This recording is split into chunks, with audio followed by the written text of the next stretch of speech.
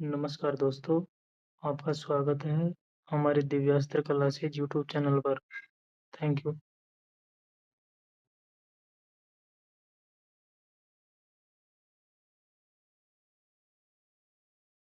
जय हिंद दोस्तों, मैं नवीन शर्मा आप सभी का स्वागत करता हूं। आशा करता हूं आप सब एकदम अच्छे हैं, एकदम बेहतरीन है। एक बार सारे प्यारे दोस्त कमेंट सेक्शन के माध्यम से बताएं कि आप सब कैसे हैं। उम्मीद करेंगे आप भी अच्छे होंगे। और दोस्त, आज की क्लास में हम एक नया टॉपिक शुरू करने जा रहे हैं, ठीक है। क्योंकि कल तो हमने आपका पढ़ा था कि हमारे जो फंडामेंटल राइट्स हैं उनकी क्या विशेषताएं हैं, फंडामेंटल राइट्स दरअसल में होते क्या हैं और फंडामेंटल राइट्स कितनी तरह के भारत में है। तो कल का एक क्वेश्चन मैं आपसे पूछना चाहूंगा कि अगर हम एट प्रेजेंट यानी वर्तमान में बात करें कि फंडामेंटल राइट्स का कुल संख्या कितनी है, तो आप कितना कहेंगे। क्या बताया गया था आपको कल की भैया फंडामेंटल राइट जो है उनकी संख्या कुल 6 है। ओके, तो उन्हीं 6 को हमको पढ़ना है। तो उन 6 में आज हम जो पढ़ने वाले हैं वो है हमारे आर्टिकल 14 से 18 के बारे में। और इनके बारे में हम बहुत अच्छे से एकदम विस्तृत तरीके से पढ़ेंगे, अच्छे से एक्सप्लेनेशन के साथ में, और आप धैर्य के साथ में उन सारी बातों को सुनेंगे, ठीक है। कि क्या क्या क्वेश्चन बन सकते हैं। और अभी आप रिसेंट में देखोगे ना, अब क्या है कि वो क्लॉज से क्वेश्चन ना पूछ के सब क्लॉज से बहुत पूछता है। जैसे कि मैं आपको आज ही की क्लास में लास्ट में कराऊंगा कि भाई आपका जो भी एग्जाम हुए, मान के चलो एसएससी का हुआ, तो सब क्लॉज से बहुत क्वेश्चन आजकल पूछे जाने लगे हैं। हम जनरली क्या करते हैं इसको पढ़ते समय कि हमने आर्टिकल 14 पढ़ लिया सीधा सीधा, आर्टिकल 15 पढ़ लिया, 16 पढ़ लिया, आपका 17, 18 और ऐसे जनरली हमने उनको पढ़ लिया। लेकिन जब हम एग्जाम में गए तो हमको सब क्लॉज से, यानी कि आर्टिकल आपका बात की गई 16 के 2 में क्या लिखा गया है, या आर्टिकल 15 का 4 क्या बताता है, आर्टिकल 16 का 6 क्या बताता है, तो ऐसे क्वेश्चन हम नहीं कर पाते हैं। इसका कारण होता है कि हम अपने अध्ययन को अच्छे से नहीं करते हैं। वो आप आज अच्छे से करेंगे, ठीक है। तो स्टार्ट करें क्लास को, एक बार थम्स अप कर देंगे जी, शुरू करें। अब हम एकदम धैर्य से बैठ जाएंगे और कॉपी और पेन लेकर बैठा करो, है ना, हमेशा। शुरू करेंगे दोस्तों। नमस्कार दोस्तों, आपका स्वागत है आपके अपने यूट्यूब चैनल दिव्यास्त्र क्लासेज में। Thank you. लिखेंगे अच्छे से क्या पढ़ने वाले हैं आज हम। कल हमने आपको बताया था समानता का अधिकार, समानता का अधिकार और राइट टू इक्वलिटी जो है, इसमें कितने से कितने तक अनुच्छेद आते हैं। राइट टू इक्वलिटी की जब हम बात करेंगे, राइट टू इक्वलिटी, इसमें आपका अनुच्छेद यानी कि आर्टिकल 14 से 18, अनुच्छेद 14 से 18 इसके अंतर्गत आते हैं, ठीक है। अगर मैं आपसे पूछूं, जैसे एसएससी आपका जीडी आपको एक परीक्षा में पूछा गया पिछली बार कि समानता के अधिकारों में कुल कितने अनुच्छेद बताए गए हैं, तो कुल कितने अनुच्छेद आप बताएंगे। कितने अनुच्छेद हैं आपका, 14, 15, 16, 17 एंड 18। तो टोटल कितने हैं, कुल मिला के आप कहेंगे कि टोटल हमारे 5 आर्टिकल्स इसमें बताए गए हैं। कितना है, 5 आर्टिकल्स, ठीक है। अच्छा, मुझे फटाफट से बताएं इन 5 में से ऐसे कितने हैं जो सिर्फ इंडियंस के लिए हैं, जो सिर्फ भारतीयों को प्राप्त हैं। इन 5 में से कितने ऐसे हैं जो सिर्फ भारतीयों को प्राप्त है। तो क्या 14 इंडियंस को सिर्फ भारतीयों को प्राप्त है, भारतीयों को तो प्राप्त है, लेकिन सिर्फ भारतीयों को नहीं है, विदेशियों को भी है। 15 एंड 16 ये सिर्फ क्या है, भारतीयों को प्राप्त है, ठीक है। यानी कि ये विदेशियों को प्राप्त नहीं है। अब यहीं से हमारी बात शुरू होती है। तो लिखेंगे क्या कहता है हमारा आर्टिकल 14, एक एक करके सारे आर्टिकल्स को हमको पढ़ना है। आर्टिकल 14 हमारा कहता है कि राज्य, स्टेट, राज्य किसी व्यक्ति को, किसी व्यक्ति को विधि, दो बातें यहां पर की गई हैं, दोनों बातों को आप भी लिखना। विधि के समक्ष समता, विधि के समक्ष समता और विधि के समान संरक्षण, विधि के समान संरक्षण, विधि के समान संरक्षण से वंचित नहीं करेगा, विल नॉट डेप्राइव्ड, से वंचित नहीं करेगा। तो नहीं शब्द का इस्तेमाल हुआ, तो कैसी, आपको मैंने कल बताई थी आपको कि भैया कैसी प्रवृत्ति है हमारे मौलिक अधिकारों की। तो कल हमने बात की थी कि भाई हमारे जो फंडामेंटल राइट्स हैं वो आपका नेगेटिव नेचर के हैं, यानी कि उनकी नकारात्मक प्रवृत्ति है। और नकारात्मक प्रवृत्ति क्या है, क्योंकि उनके वाक्य या जो आपका आर्टिकल है उसमें किसका इस्तेमाल होता है, नहीं शब्द का इस्तेमाल होता है, ठीक है। तो यहां पर दो बातें आई आपका, कौन सी, विधि के समक्ष समता और विधि के समान संरक्षण। तो इन दोनों बातों को समझना है, पहले नोट बनाए एक अच्छा सा। विधि के समक्ष समता, विधि के समक्ष समता यानी कि equality before law, equality before law. बताइए किस देश से लिया गया है ये जो बात हमने ली है, इक्वलिटी बिफोर लॉ की आर्टिकल 14 में, ये हमने ब्रिटेन से लिया है। कहां से, ब्रिटेन से। दूसरी बात हमने यहां पर की साथी, क्या पर आपका, विधि के समान संरक्षण, विधि के समान संरक्षण, अर्थात हम कह सकते हैं equal protection of laws, equal protection of laws. ये हमने कहां से लिया है, ये हमने यूएसए से लिया है। कहां से, यूएसए से। अब इन दोनों बातों को समझे, क्या कह रहा है आर्टिकल 14 कि स्टेट जो है ना किसी भी पर्सन को डेप्राइव नहीं करेगा, और डेप्राइव किसके लिए नहीं करेगा, आपका इक्वलिटी बिफोर लॉ के लिए, और साथ में आपका इक्वल प्रोटेक्शन ऑफ लॉज के लिए। तो ये दोनों बातें क्या है, इनको समझना है। जब हम बात करें विधि के समक्ष समता, इसको ध्यान से देखिए, विधि क्या है, कल मैंने बताया आपको विधि क्या है, जरा एक बार बताएं विधि क्या होती है। कल हमने बताइए किस आर्टिकल में विधि की व्याख्या की गई है, लॉ को एक्सप्लेन किस आर्टिकल में किया गया है। तो आप कहेंगे आर्टिकल 13 का सब क्लॉज जो 3 है, आर्टिकल 13 के खंड 3 में इसकी व्याख्या की गई है। पूरा लिखना है आपको आज के बाद में, ऐसा नहीं आर्टिकल 13 आपको लिखना 13(3). 13(1) में क्या बताया था कल हमने कि संविधान बनने के पहले की विधियां, 13(2) में संविधान बनने के बाद की विधियां, और 13(3) में विधि की व्याख्या। याद है? ठीक है, 13 का सी सब लोगों ने कहा। तो जब हम यहां पर कह रहे हैं कि विधि के समक्ष समता, तो यहां का इसका बात का मतलब है कानून के लिए सब समान होंगे, कानून के लिए सब समान होंगे, कानून के लिए सब समान। ठीक है, यानी कि मैं और आप कानून के लिए समान हैं। जैसे कि हम अगर बात करें कि मैं अगर चोरी कर लेता हूं या आप यदि चोरी कर लेते हैं तो हम दोनों को एक जैसी सजा मिलेगी, हाँ या ना? या ऐसा हो जाएगा कि भाई मैं एक अध्यापक हूं तो मुझे कुछ छूट मिल जाएगी, या आप स्टूडेंट हैं तो आपको कुछ छूट मिल जाएगी? जनरल एक परसेप्शन पर बात करते हैं तो आप कहेंगे नहीं, कानून के लिए क्या है, सब बराबर हैं, और इसी को हम बोलते हैं विधि के समक्ष समता। लेकिन विधि के समान संरक्षण में यहां पर एक बात की गई है, इसको लिखना समान परिस्थितियों में समान व्यवहार, समान परिस्थितियों में समान व्यवहार, same behaviour in same conditions. इसका बात का क्या मतलब हुआ? देखो ऐसे समझिए, जैसे एक गरीब आदमी है, यहां हम देखते हैं एक कोई पुअर पर्सन है, गरीब व्यक्ति है। अब गरीब व्यक्ति ने कोई एक ऐसा अपराध कर दिया कि जिसके लिए फाइन, यानी कि जो फाइन है वो आपका 50,000 रुपए है। एक अमीर व्यक्ति है, एक रिच पर्सन है, उसके लिए भी फाइन क्या 50,000 होगा? आप कहेंगे हाँ ठीक है, ये तो बात सही है भाई, विधि के समक्ष समता यानी कानून के लिए सब समान है तो फाइन बराबर होना चाहिए, हाँ या ना? आप कहेंगे जी। लेकिन ये जो पुअर पर्सन है, इसकी हर महीने की जो इनकम है वो 2,000 रुपए है मात्र। हर महीने ये 2,000 रुपए कमाता है सिर्फ, और रिच तो रिच है, उसकी सीमा ही नहीं है। फिर पुअर को हमने कह दिया कि वो 2,000 रुपए कमा रहा है हर महीने के, तो इसको जो 50,000 रुपए हैं, जो पनिशमेंट है, इस पर कितना प्रभाव डालेगा? और मान के चलिए इस व्यक्ति की जो साल की इनकम है या महीने की इनकम है वो 5 लाख रुपए है, या 50 लाख रुपए इसकी महीने की इनकम है, मान के चलो एक मंथली इनकम है इसकी। तो इस पर मुझे बताइए क्या इन 50,000 रुपए का कोई प्रभाव होगा? तो एक पर तो प्रभाव हुआ नहीं पनिशमेंट का, और एक पर क्या है कि उसका पूरा जीवन सिर्फ उसी में व्यतीत हो सकता है, शायद वो फिर कर्ज की स्थिति से बाहर ही ना आए। तो यहां तो गड़बड़ हो जाएगी, फिर कानून के लिए सब समान हो गए। तो यानी कि फिर यहीं पर व्याख्या की गई विधि के समान संरक्षण, यानी कि समान परिस्थितियों में समान व्यवहार, यानी कि जैसी परिस्थिति होंगी वैसा ही व्यवहार फिर किया जाएगा। यानी गरीब को रियायतें दी जा सकती हैं, यानी कुछ छूट दी जा सकती हैं। और जब हम इस तरह का भेदभाव करते हैं, इसको बोलते हैं हम ऐसे भेदभाव को, जब ऐसा भेदभाव हो रहा हो, याद रख लेना यहां पर भेदभाव हुआ या नहीं हुआ, तो जो ये भेदभाव हुआ है इसको हम बोलते हैं रीजनेबल डिस्क्रिमिनेशन। लिख लेना इसे कहीं किनारे पे, रीजनेबल डिस्क्रिमिनेशन। ये कैसा भेदभाव हुआ कि भाई समान स्थितियों में? तो रीजनेबल डिस्क्रिमिनेशन है, अर्थात आपका एक तार्किक भेदभाव है, तार्किक भेदभाव है, यानी कि हमको जो है क्या करना पड़ा उनको, एक हम कह सकते हैं एक तार्किक वर्गीकरण उनका हमको करना पड़ेगा। ठीक है, एक रीजनेबल क्लासिफिकेशन उनका होना चाहिए कि भाई इस तरह के व्यक्तियों को ये छूट रहेंगी। बात समझे? दूसरे एग्जाम्पल से समझे, अगर इसी से ना समझे। आप इनकम टैक्स का नाम सुना होगा सब लोगों ने। इनकम टैक्स में साथी क्या सभी को एक जैसा टैक्स देना पड़ता है, या एक जो क्लास है, जो अमीर व्यक्ति हैं, जो एक सीमा से ज्यादा पैसा कमा रहे हैं, तभी इनकम टैक्स देना है? क्या आप मुझे बताइए, आप अगर आप सालाना 2 लाख रुपए कमाते हैं तो क्या आपको इनकम टैक्स देना पड़ेगा? आप कहेंगे नहीं। लेकिन मैं बात करूं कि आप सालाना 7 लाख रुपए से ज्यादा कमा रहे हैं तो आपको इनकम टैक्स देना पड़ेगा। लेकिन कानून तो कहता था कि भैया उसके लिए सब समान है, तो यानी कि सबको इनकम टैक्स देना चाहिए। तो इसी के लिए लाया गया है फिर संतुलन के लिए क्या, विधि के समान संरक्षण। यानी कि जैसी स्थितियां हैं, क्योंकि उसकी इनकम कम है तो उसको इनकम टैक्स नहीं देना है, और जिसकी इनकम ज्यादा है उसको इनकम टैक्स देना है। जैसे एक सीमा से ज्यादा क्या होता है इनकम टैक्स में कि भाई आपसे 30% इनकम टैक्स ले लिया जाएगा, वहीं पर कुछ छूट भी है उसमें, कहीं पर वह आपका 10% भी लिया जाएगा। तो आप कहेंगे भैया फिर ये भेदभाव क्यों हो रहे हैं? तो भेदभाव इसलिए हो रहे हैं कि उनकी स्थितियां क्या हैं। बात समझ में आई? एक बार हम सब करें, बात क्लियर है कि भैया पहले तो बात की गई है विधि के समक्ष समता, यानी कानून के लिए सब समान है, लेकिन कुछ रियायतें भी दी जाएंगी। उसी को हम बोलते हैं, जो आपका कुछ भी हम लोग इसमें छूट दें किसी प्रकार की, तो वो विधि के समान संरक्षण में आएगी। इक्वल प्रोटेक्शन ऑफ लॉज, यानी कि समान परिस्थितियों में समान व्यवहार होना चाहिए। ठीक है, इस बात में कोई परेशानी किसी को नहीं होनी चाहिए। अब लेकिन क्या इसके कुछ एक्सेप्शन केस भी हैं, कुछ अपवाद भी हैं। अपवाद को समझें। जैसे हमारी, आप लोग जानते होंगे पहले जिसको हम आईपीसी बोलते थे, आईपीसी इंडियन पिनल कोड 1860 हमारे यहां पर लागू था पहले, जो दरअसल में लागू तो हुआ था 1862 में, 1 जनवरी 1862 को।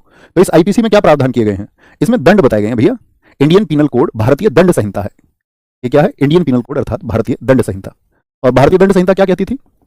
ये कहती थी कि भाई किसी अपराध के लिए आपको क्या सजा मिलेगी। अभी मुझे बताइए आईपीसी की जगह क्या हमारे यहां पर आ गया है? बीएनएस, भारतीय न्याय संहिता।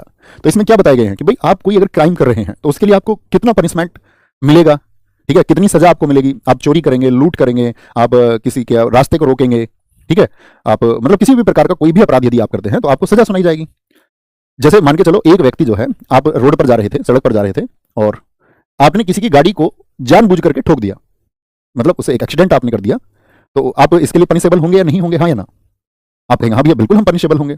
लेकिन यही गाड़ी जो जा रही थी वो किसी एम्बेसडर की, एम्बेसडर का मतलब जो आपका राजनयिक है और हमारे देश में आया है विदेश से।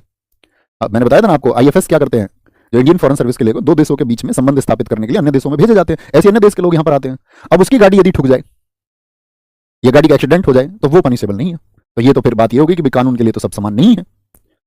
अगर उसको छूट है तो कानून के लिए सब समान है। वैसा नहीं आप उसको यहाँ बाहर निकाल लोगे, उस राजनयिक को, उस डिप्लोमेट को आप बाहर निकाल के उसका कॉलर पकड़ ले और बोले तुमने मेरी गाड़ी कैसी ठोक दी। हालांकि मतलब ऐसी स्थिति होती नहीं है कभी, क्योंकि जब वो लोग निकलते हैं तो सड़कों को खाली अक्सर करा लिया जाता है। ठीक है, जब ऐसे लोग, मुख्य लोग निकलते हैं तो सड़कें अक्सर खाली होती हैं। तो इसके कुछ एक्सेप्शन हैं, कुछ अपवाद हैं।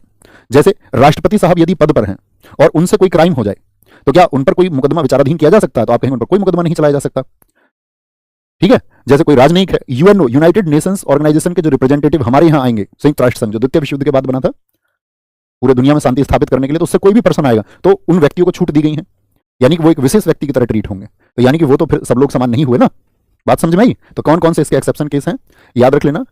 कुछ राज प्रमुख जो होंगे, राज प्रमुख मतलब मान के चलो इटली के प्रधानमंत्री हमारे यहाँ पर आए, राज प्रमुख अन्य देशों के, chief of the nation of other countries, या आपका मान के चलो फ्रांस के आपका यहाँ पर कोई आपका वहां से रिप्रेजेंटेटिव आए आपका, तो वो क्या हो जाएंगे? विशेष व्यक्ति हो जाएंगे। ठीक है, राज प्रमुख होते हैं इसके अपवाद।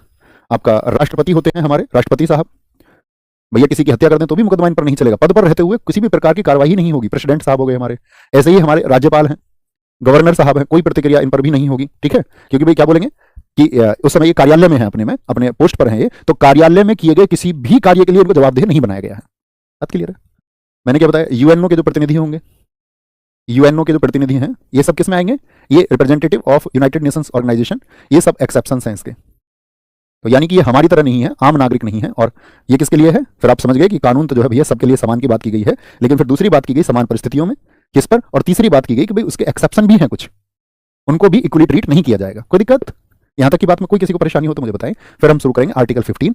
मैं आपसे जानना चाहूंगा आर्टिकल 15 में, अब इसको शुरू करने से पहले मेरा आपसे एक क्वेश्चन है, आप अपने आसपास देखिए जरा, अपने आसपास में आपको क्या विविधताएं दिखाई देती हैं? आप क्या कहेंगे भैया? हमको विविधताएं दिखती हैं रंग के आधार पर, लोगों के अलग अलग रंग दिखेंगे आपको या नहीं दिखेंगे? और थोड़ा सा गौर करिए, और क्या आपको थोड़ा अंतर दिखता है आप में और बाकी लोगों में? आप कहेंगे भैया मैं तो गोरा हूं या मैं काला हूं। दूसरा आपको दिखेगा जाति, अलग अलग जाति के लोग। फिर और देखेंगे आपको अलग अलग धर्मों के लोग भी मिलेंगे, मिलते हैं नहीं? तो यानी कि कुछ असमानताएं हैं, सभी समान नहीं है, किसी की जाति अलग है, किसी का रंग अलग है, किसी का धर्म अलग है। लेकिन ये सब समान कैसे हों? इसी बात के लिए तो समानता के अधिकार आए हैं। मैंने अभी कहा आर्टिकल 14 में कि कानून के लिए सब बराबर हैं, तो इसी के लिए फिर आपके एक आर्टिकल्स हैं समानता का अधिकार, और ऐसे ही आर्टिकल है हमारा आर्टिकल 15। आर्टिकल 15 क्या कहता है? अनुच्छेद 15 कहता है राज्य, जो स्टेट है, राज्य समझ चुके हैं? राज्य की परिभाषा किस आर्टिकल में आपको बताई गई थी? अब आपको कभी इस बात में कोई क्वेश्चन मार्क नहीं होना चाहिए कि भाई स्टेट का क्या मीनिंग है। ओके, ये हम पार्टिकुलर ऐसे राज्य के लिए नहीं बोलते, राज्य का व्यापक अर्थ है भैया। राज्य केवल धर्म, मूलवंश, जाति, लिंग एवं जन्म स्थान के आधार पर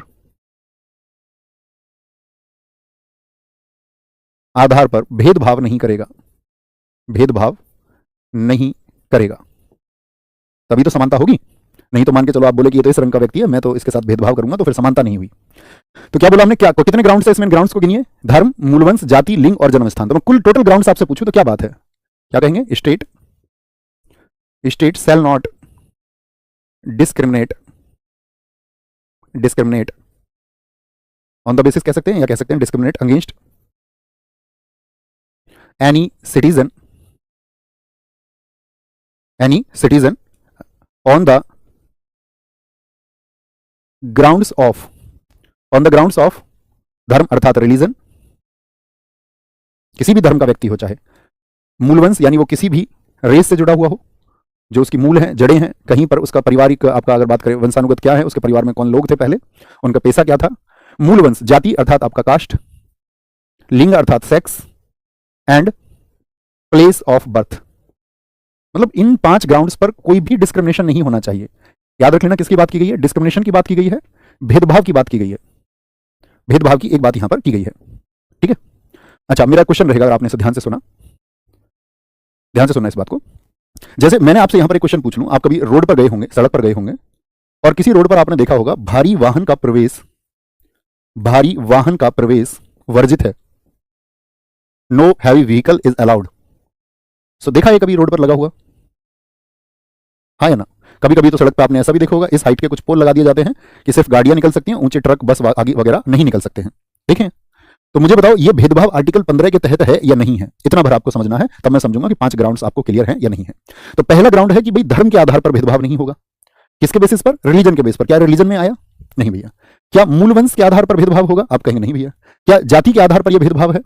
क्या ये सेक्स के आधार पर है या जन्म स्थान के आधार पर? यानी कि यहां पर हम बात कर रहे हैं व्यक्तियों की, वे व्यक्ति जो सब किसी न किसी धर्म से, मूलवंश से, जाति से, लिंग से, जन्म स्थान से संबंधित हो। तो ऐसे तो नहीं कहेंगे कि आप भेदभाव हुआ है, क्योंकि कितने ग्राउंड्स बताए गए हैं? सिर्फ 5, इसके अलावा कोई और नहीं। इसीलिए बोला केवल, इस शब्द को भी हमेशा ध्यान में रखना है, केवल ये 5 ही ग्राउंड बताए गए हैं। आगे बात करेंगे, क्या बात की गई आगे, इसी को आगे एक्सप्लेन किया गया आर्टिकल 15 का। ये जो है आपका सबसेक्शन 1 था, इसको 1 लिख लेना। फिर 15 के 2 में इसको और विस्तार दिया गया।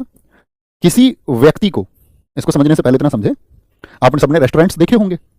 अब मान के चलिए मैं हिंदू हूं और मैं कल को कोई एक ऐसा रेस्टोरेंट खोल लूं और मैं उस पर लिख दूं इस पे ओनली हिंदूज आर अलाउड, सिर्फ हिंदू लोगों का जो आगमन है वो वैध है, यानी कि सिर्फ हिंदू लोग आ सकते हैं। या कोई मुस्लिम व्यक्ति है वो एक आपका रेस्टोरेंट खोले और लिख दे कि सिर्फ मुस्लिम व्यक्ति आ सकते हैं। तो यहां पर हमने जो बात की है कि स्टेट को रोका गया है, और आर्टिकल 15(2) में व्यक्ति को भी करने से रोका गया है कि व्यक्ति भी भेदभाव नहीं करेगा। यहां पर जो रोक लगाई गई 15(1) में, उसमें किसको? राज्य को निर्देश दिए गए कि भाई राज्य किसी से भेदभाव नहीं करेगा। और यहां पर बात की गई है राज्य और व्यक्ति दोनों, यानी व्यक्ति को भी रोक दिया गया।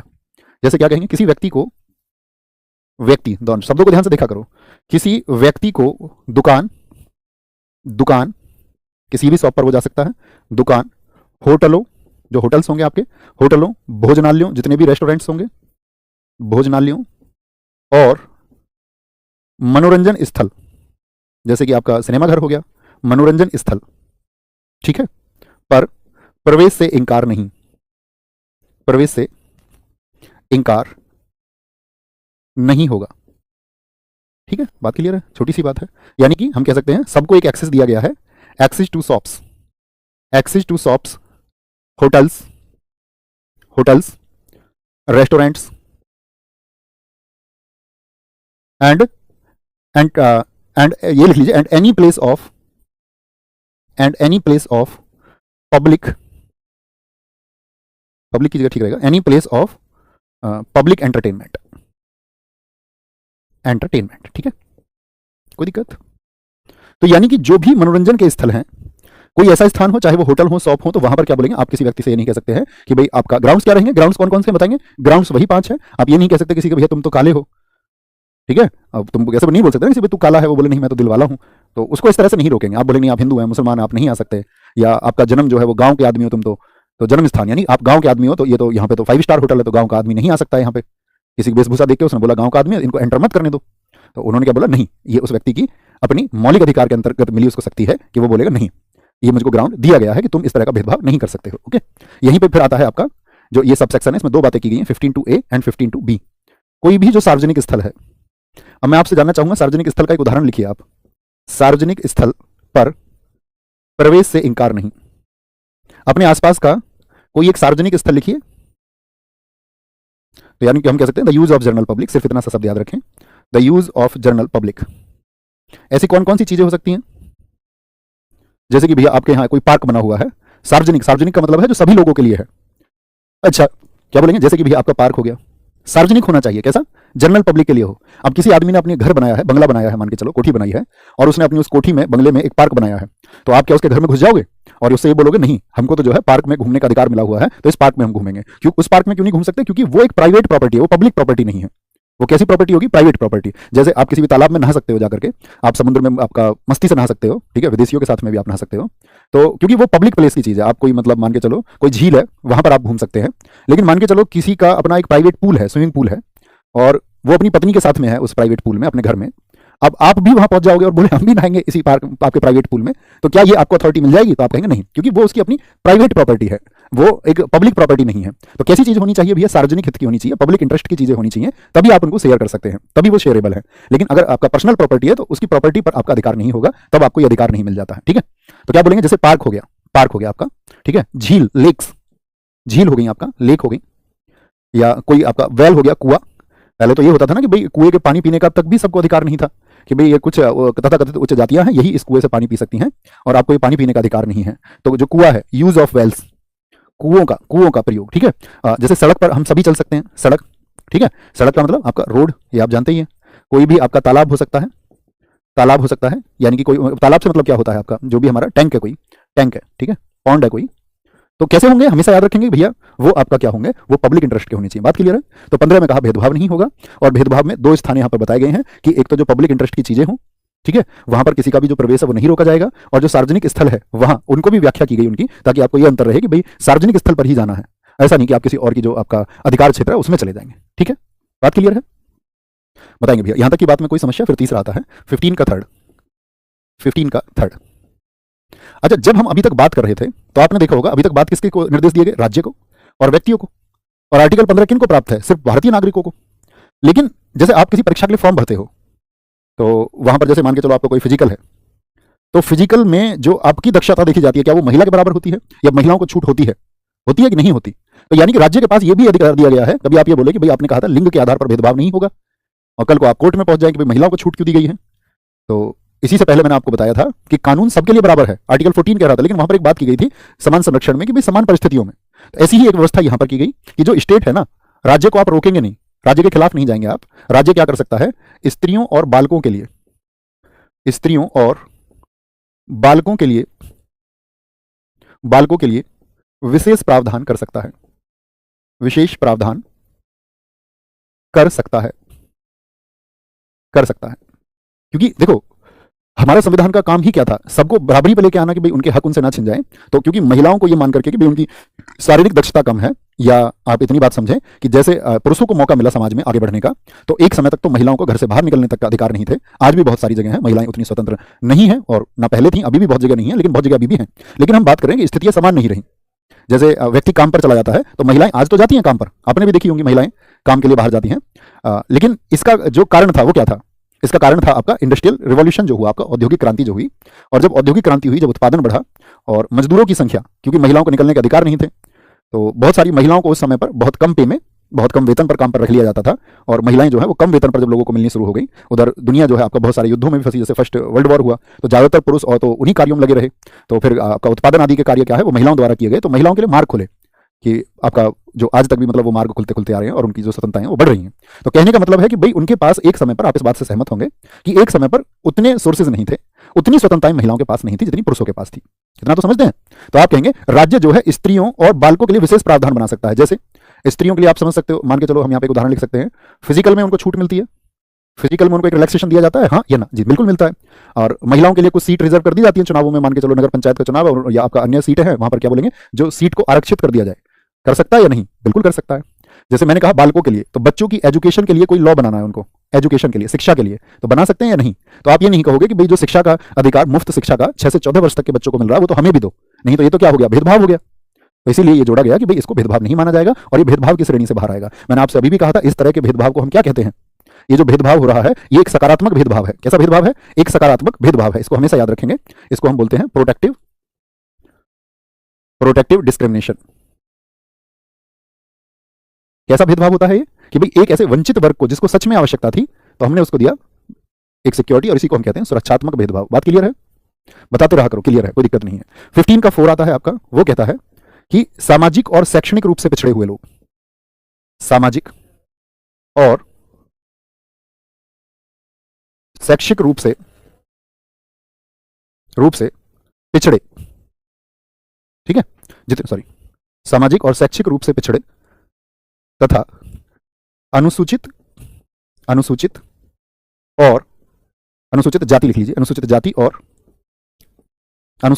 और जनजाति के लिए विशेष प्रावधान, जनजाति के लिए, और इसको बहुत इंपॉर्टेंट लिख लेना आप, के लिए विशेष प्रावधान, मतलब एक स्पेशल प्रोविजंस वो बना सकता है। विशेष प्रावधान किसके लिए कही गई यहां पर बात, लिखेंगे उसको, allows the state to make special provisions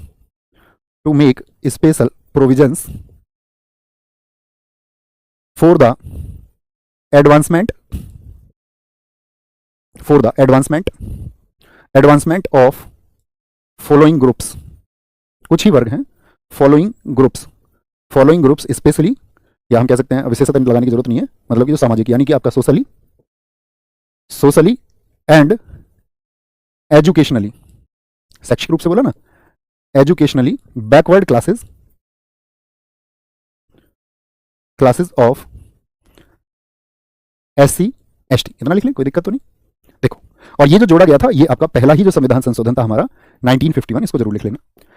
पहले संविधान संशोधन यानी कि जो प्रथम संविधान संशोधन 1951 हुआ उससे इसको जोड़ा गया। तो आप कहेंगे देखो यहाँ इसको इंपॉर्टेंट आर्टिकल इसलिए चुनना क्योंकि आरक्षण की जो शुरुआत हुई वो यहीं से हुई है। रिजर्वेशन आप सब लोगों ने सुना होगा, रिजर्वेशन शब्द, रिजर्वेशन के लिए हम भविष्य में क्लास लगाएंगे पूरी रिजर्वेशन को आपको समझा पाएं, क्योंकि रिजर्वेशन अपने आप में बहुत बड़ा टॉपिक है। और एक कॉमन समझ क्या होती है दरअसल में, हम में से बहुत सारे लोग जब रिजर्वेशन के बारे में नहीं जानते हैं तो आपने बहुत सारी आवाजें उठती सुनी होंगी कि भाई रिजर्वेशन नहीं होना चाहिए। और एक बात आपने सुनी होगी कि UR कैटेगरी का एक बच्चा जो है वो 90% अंक लाकर भी सफल नहीं हो रहा है और SC ST का एक बच्चा 45% पर उसको एडमिशन मिल रहा है। तो ये भेदभाव क्यों है? तो वो यहीं से शुरू हुआ आर्टिकल 15(4) से। तो उसमें बहुत सारी आपको आरक्षण को समझना पड़ेगा कि उसकी दरअसल में मूलभूत आवश्यकता क्या थी, क्योंकि हम प्राचीन समय के अगर भारत को देखें तो इतना भी आप जानते होंगे कि एक लंबे समय तक कुछ जातियों को या निम्न जातियों को आपका जो उनके अधिकार है उनसे वंचित रखा गया, यानी कि स्कूल तक पढ़ने नहीं दिया गया। इस बात से आप भली भांति परिचित होंगे, ज्यादातर बहुत जगह और मैक्सिमम यही हुआ। तो जो शिक्षा पाकर के आगे बढ़ गए तो उनको तो मान लिया गया कि ये लोग जो है उन्नत हो चुके हैं, और जिनको शिक्षा नहीं मिली या जिनके अधिकारों से उनको डिप्राइव कर दिया गया, वंचित कर दिया गया, उनको मान लिया गया कि ये पिछड़े लोग हैं। और जो पिछड़े लोग हैं उनके लिए राज्य क्या कर सकता है, कुछ विशेष प्रावधान बना सकता है। तो आप कभी ये नहीं कहेंगे कि मुझको आरक्षण नहीं है, और हमारा जो संविधान था वो बात कर रहा था बराबरी की। तो थम्स अप करके मुझे नई सी बात बताएं, हम लगभग आपका 20-22 दिन से कक्षाओं को पढ़ रहे हैं, तो क्या इतनी समझ आपकी विकसित हो पाई है कि हाँ आरक्षण की आवश्यकता सही मायने में थी? अभी हम इसको और आगे व्याख्या करेंगे थोड़ा सा। तो कैसे लोगों के लिए, SC ST के लोगों के लिए जो विशेष कानून है वो बनाए जा सकते हैं, और जो विशेष कानून होंगे उनके लिए कुछ भी हो, जैसे कि मान के चलो सीटों में रिजर्वेशन हो गया, आप लोकसभा के लिए पढ़ोगे आगे कि SC के लिए 84 सीट्स और आपका ST के लिए आपका कितना बताएं, कितनी सीट ST के लिए? 47 सीट ST के लिए भी लोकसभा में क्या है, रिजर्व है। या जैसे आप फॉर्म भरते होगे तो UR कैटेगरी से एक फॉर्म की फीस ले ली जाती है, कई बार महिलाओं से फीस नहीं ली जाती है, कई बार SC ST से फीस नहीं ली जाती है, SC ST से फीस नहीं ली जाती है मतलब साधारणतया, कई बार OBC को छूट दी जाती है एक फीस में। UR को जो सामान्य वर्ग है उसको छूट नहीं होती है। तो इसका मतलब कहां से मिली वो छूट? महिलाओं को छूट तो दी गई है, वो किससे? आर्टिकल 15(3) से। एक स्त्री और उसके 2 बच्चे का नियम होता है, तो ऐसे याद रख ले, 3 में एक स्त्री और 2 बच्चों की बात की गई है, सिर्फ ऐसा कुछ नहीं, याद करने के लिए है, याद करने के लिए, ठीक है। 15(4) में सामाजिक और शैक्षिक रूप से पिछड़े और अनुसूचित जाति और जनजाति के लिए विशेष प्रावधान है। यहां तक कोई दिक्कत, कोई परेशानी? अब जब हम यहां पर बात करेंगे विशेष प्रावधान है, तो यहां पर आप मुझे बताएं जो रिजर्वेशन है वो कितना कितना है। जैसे हम आरक्षण की बात करते हैं, अभी हम बहुत विस्तार से इसको नहीं पढ़ेंगे, आरक्षण के लिए एक अलग से कक्षा लगाएंगे ताकि आप इसमें बैकग्राउंड से समझेंगे ऐतिहासिक रूप से। ये मुझे बताइए एक बार, रिजर्वेशन जनरल कैटेगरी को कितना है, जो सामान्य वर्ग है या जिसको हम UR के नाम से जानते हैं, UR, इसके लिए आरक्षण की सीमा कितनी है? OBC के लिए आरक्षण की सीमा कितनी है? ठीक है, OBC के लिए आरक्षण की सीमा कितनी है? SC के लिए जो रिजर्वेशन है वो कितना प्रतिशत है? ST के लिए जो आपका कितना प्रतिशत है आपका, ये आपको बताना है। जनरल 50.5%, OBC की हम बात करते हैं 27%, कितना 27%, और SC आपका 15%, और बचा हुआ कितना 32, यानी कि 7.5%। ये किसके लिए है? ST के लिए। ST बोले तो शेड्यूल ट्राइब यानी अनुसूचित जनजाति, SC बोले तो शेड्यूल कास्ट यानी अनुसूचित जाति, OBC बोले तो अदर बैकवर्ड क्लास यानी अन्य पिछड़ा वर्ग। ये क्या है? अन्य पिछड़ा वर्ग। अन्य पिछड़ा वर्ग जो OBC में आते हैं आपका, अनुसूचित जाति, अनुसूचित जाति के लिए कितना आरक्षण दिया गया है, इससे बहुत क्वेश्चन पूछा जाता है। और अनुसूचित जनजाति के लिए, अनुसूचित जनजाति के लिए कितना है, शेड्यूल ट्राइब के लिए कितना है। तो ये हमेशा जब कभी भी हमको भविष्य में डेटा की जरूरत होगी और मैं आपसे क्वेश्चन करूंगा तो आप मुझे बताएंगे हाँ जी ये है, इतना इतना प्रतिशत की बात की गई है, प्रतिशत और लगा लीजिए इसके सामने। अब मुझे एक बात बताओ, जो OBC है, OBC को देखिए जरा ध्यान से, जो OBC है, OBC में 2 वर्ग बना दिए गए, एक को कहा गया क्रीमी लेयर, क्रीमी लेयर, और एक को कहा गया non creamy layer, non creamy layer. इस बात का क्या मतलब है, क्रीमी लेयर का क्या मतलब है वो समझना है। तो भाई जब OBC में किसी व्यक्ति को आरक्षण मिला, रिजर्वेशन मिला, रिजर्वेशन देने का अर्थ क्या है ये जरा अपने शब्दों में लिखें, सोचें थोड़ा सा। तो आप कहेंगे रिजर्वेशन से भैया उन लोगों को अपलिफ्ट करना था जो कभी ना कभी वंचित रह गए थे संसाधनों से, और उनकी वजह से उनकी सामाजिक, आर्थिक या राजनीतिक तरक्की नहीं हो पाई, तो उनको अपलिफ्ट करने के लिए रिजर्वेशन देना शुरू किया गया था। रिजर्वेशन का मूल सिद्धांत भी यही था। तो अब ऐसा भी हुआ ना, एक व्यक्ति को रिजर्वेशन जैसे आज मिल गया, और रिजर्वेशन का फायदा जब उसको मिला, और मान के चलो वो कोई अधिकारी बन गया, अधिकारी बन गया, या उसने कोई आपका जो उसको छूट मिली आपका, उसका उसके किसी भी तरह से प्रयोग करके अपने आप को एक वेल स्टैब्लिश कैटेगरी में पहुंचा दिया, यानी कि एक विकसित वर्ग में उसने खुद को पहुंचा दिया, या ये कहें कि वो एक अमीर व्यक्ति बन गया, तो क्या अब उसको आरक्षण की जरूरत है? कभी भी मतलब आपको उत्तर जब देने तो जातिगत होकर नहीं देने, मतलब एक अच्छे नागरिक होने के नाते आपको सोचना है। कभी भी आप धर्म से जुड़ के धर्म के पक्ष में होकर के कोई स्टेटमेंट ना दे, नहीं तो सीख नहीं पाएंगे, या किसी जाति का व्यक्ति होकर के कभी स्टेटमेंट ना दे, आपको सीखना है। यहाँ पर। तो आप क्या कहेंगे, जो विकसित हो चुका है उसको तो आरक्षण की आवश्यकता नहीं होनी चाहिए। तो यही बात है, क्रीमी लेयर में कौन लोग हुए जो मतलब आरक्षण का फायदा उठा के, क्या बोलेंगे, क्रीमी लेयर हम कह सकते हैं उनको, जो सोशली और इकोनॉमिकली डेवलप हो गए, इकोनॉमिकली, यानी कि उनका सामाजिक और आर्थिक रूप से विकास हो चुका है। सामाजिक और आर्थिक रूप से क्या हो चुके हैं, वो रूप से उन्नत हो चुके हैं। उन्नत का मतलब है डेवलप हो चुके हैं। अब कैसे लोगों को ये कहा जाए कि भाई कैसे पता चलेगा कि वो सोशली और इकोनॉमिकली जो है उन्नत हो चुका है, तो इसके लिए कैटेगरी बना दी गई 8 लाख रुपए की। कितनी? कि 8 लाख रुपए या उससे ज्यादा जो कमाता है वार्षिक, यानी एनुअली, ऐसा नहीं हर महीने का, वार्षिक, तो उसको मान लिया गया क्रीमी लेयर। तो क्या जो ओबीसी में क्रीमी लेयर में आता है उसको आरक्षण का लाभ मिलता है? आप कहेंगे नहीं। ये बात अलग है कि आपका कोई कागजात बनवा ले, जैसे ईडब्ल्यूएस में भी तो शर्तें हैं, इकोनॉमिक वीकर सेक्शन, और बहुत सारे तो ऐसे लोग हैं कि उनकी जो सालाना इनकम है वो 20 लाख रुपए है, लेकिन तब भी उन्होंने आरक्षण का लाभ लेना है और उस आरक्षण के लाभ को वो छोड़ना नहीं चाहते। उनका संविधान के प्रति जो नैतिक कर्तव्य है उसको वो भूल जाते हैं कि भाई फिर उनको मतलब वो देश के बारे में दलील तो बहुत सारे लोग देते हैं, लेकिन वास्तव में क्या था और क्या उसकी जरूरत थी, और हम संविधान का पालन सही मायने में कर रहे हैं या नहीं कर रहे हैं। मैंने कहा था कि अगर संविधान का पालन कोई व्यक्ति करता है तो वह एक महान व्यक्ति हो जाता है। ठीक है, तो क्या बोलेंगे, इनको तो नहीं मिलना चाहिए, लेकिन नॉन क्रीमी लेयर भाई जिनका अभी विकास नहीं हुआ है तो उनको तो फिर आपका आरक्षण का लाभ मिलेगा ही, अगर वो आपका सामाजिक और आर्थिक रूप से अभी भी पिछड़े हुए हैं। यही बात एससी और एसटी के लिए। क्या यहाँ एससी और एसटी में मुझे बताइए क्रीमी और नॉन क्रीमी लेयर हैं क्या? भाई एससी और एसटी समुदाय में भी तो लोगों को फायदा मिला। मान के चलो किसी का आरक्षण के लाभ के चलते हुए किसी का जो बच्चा है वो डिस्ट्रिक्ट मजिस्ट्रेट बन गया, और उसके जो परिवार क्या है, परिवार से क्या मतलब होता है? परिवार से मतलब होता है आप, आपकी पत्नी या आपके पति, और कौन होंगे? माता पिता, और आपके कौन होंगे? जो बच्चे हैं, नाबालिग, नाबालिग बहन भाई हैं, बच्चे तो होंगे सॉरी, जो नाबालिग बहन भाई हैं। ठीक है, वो बालिग होने के बाद में फिर परिवार के सदस्य नहीं रहते हैं। तो जो परिवार की इनकम है, ये परिवार की आय की बात हम कर रहे हैं, इंडिविजुअल की बात हम नहीं कर रहे हैं, एक व्यक्ति की कमाई की बात हम नहीं कर रहे हैं। तो जरा नागरिक होने के नाते आप सोचिए कि क्रीमी लेयर और नॉन क्रीमी लेयर के लिए यहाँ पर बात उठी तो बहुत बार सरकारी इस बात को लेकर के चुप हो जाती हैं, क्योंकि फिर तो उनको लगता है कोई विद्रोह हो सकता है, इस बात से वोट बैंक का कोई खतरा हो सकता है। आप जरा सोचिए, जिसका अगर मान के चलो कि भाई आपका सोशली और इकोनॉमिकली जो डेवलप हो चुका है तो उसको फिर रिजर्वेशन की जरूरत नहीं। तो अभी अगस्त 2024 में सुप्रीम कोर्ट के कुछ जज बैठे, अभी की बात मैं आपसे कर रहा हूँ 4 महीने पहले की, तो वहां पर सुप्रीम कोर्ट के कई जजों ने, मतलब लगभग वहां पर 6 आपका जजेस थे, और उनके स्टेटमेंट आए हैं कि भाई क्रीमी और नॉन क्रीमी लेयर जो है उस पर विचार किया जाना चाहिए। मतलब ऐसा कोई लॉ नहीं बना है अभी, ऐसा कोई नियम नहीं बना है, क्योंकि इससे क्या होगा कि भाई क्रीमी लेयर होगी तो जिनको जरूरत नहीं है तो उनको ना दिया जाए। अब होता क्या है दरअसल में, आरक्षण का जो सही लाभ है वो कौन लोग ले रहे होते हैं? जिनको इस बारे में आपका अवेयरनेस है, जो जानते हैं। लेकिन अभी भी बहुत पिछड़े हुए गांवों में जो बच्चा एससी या एसटी समुदाय या जो परिवार है उसको अपने हित ही नहीं पता है, क्योंकि उसकी शिक्षा ही उस तरह से नहीं हुई, वो जानता ही नहीं है आरक्षण क्या होता है। तो अभी उन लोगों तक जहां सही मायने में जिनके लिए व्यवस्था की गई थी वहां तक अभी आरक्षण का लाभ पहुंचना बहुत दूर है। तो जिनको सही मायने में चाहिए क्या उनको मिल पा रहा है? तो आप कहेंगे अभी बहुत सारे लोग इससे वंचित हैं। बात क्लियर है? तो ये क्रीमी और नॉन क्रीमी लेयर का जो ये आप याद रख लेना, जो ये जो प्रस्ताव आया था इसके लिए एक कमेटी थी, उस कमेटी का नाम याद रख लेना, जो समिति है रामनंदन समिति। बहुत बार पूछा जाता है ओबीसी में आपका क्रीमी और नॉन क्रीमी लेयर के लिए कौन सी समिति थी, तो रामनंदन समिति। कौन सी समिति है? रामनंदन समिति। कब रिपोर्ट आई थी इसकी? रामनंदन समिति ने जो अपनी ये रिपोर्ट दी थी, जो क्रीमी लेयर को डिफाइन किया गया, तो ये थी आपका 1993। ठीक है, और क्या इन लोगों ने अपना बेस क्या बताया था, कैसे तय कर रहे थे? आधार बनाया था आय का, क्या बोलेंगे, आय को इन्होंने आधार बनाया, यानी इनकम को इन्होंने अपना बेस बनाया कि इनकम के आधार पर बताएंगे कौन क्रीमी लेयर है और कौन नहीं है। कोई दिक्कत? बात समझ में आई है? तो यहां पर हमने क्या बात की थी? हमने बात की थी कि सामाजिक और शैक्षिक रूप से जो पिछड़े हैं उनके लिए अगर गवर्नमेंट यानी राज्य एससी और एसटी के लिए कुछ प्रावधान कर रहा है तो 15(4) में क्या होगा, राज्य को इसको भेदभाव नहीं माना जाएगा। तो ये कैसा भेदभाव हुआ, जरा आंसर करें, इसको कैसा भेदभाव आप कहेंगे? तो आप बोलेंगे इसको पीडी है। पीडी मतलब प्रोटेक्टिव डिस्क्रिमिनेशन है, एक सुरक्षात्मक भेदभाव है, उनको इसकी आवश्यकता है इसलिए देना है। ठीक है, आगे आते हैं, फिर आता है आपका 15 का 5। देखो एक्सेप्शंस है, यही समझना आपकी, क्योंकि ऊपर तो भेदभाव ना करने की बात की गई और यहाँ पर कुछ भेदभाव की बात की जा रही है। 15(5) में क्या किया गया? 15(5) में आपका ओबीसी, यहां पर ओबीसी की बात की गई, ओबीसी एससी एसटी के लिए शैक्षणिक संस्थाओं में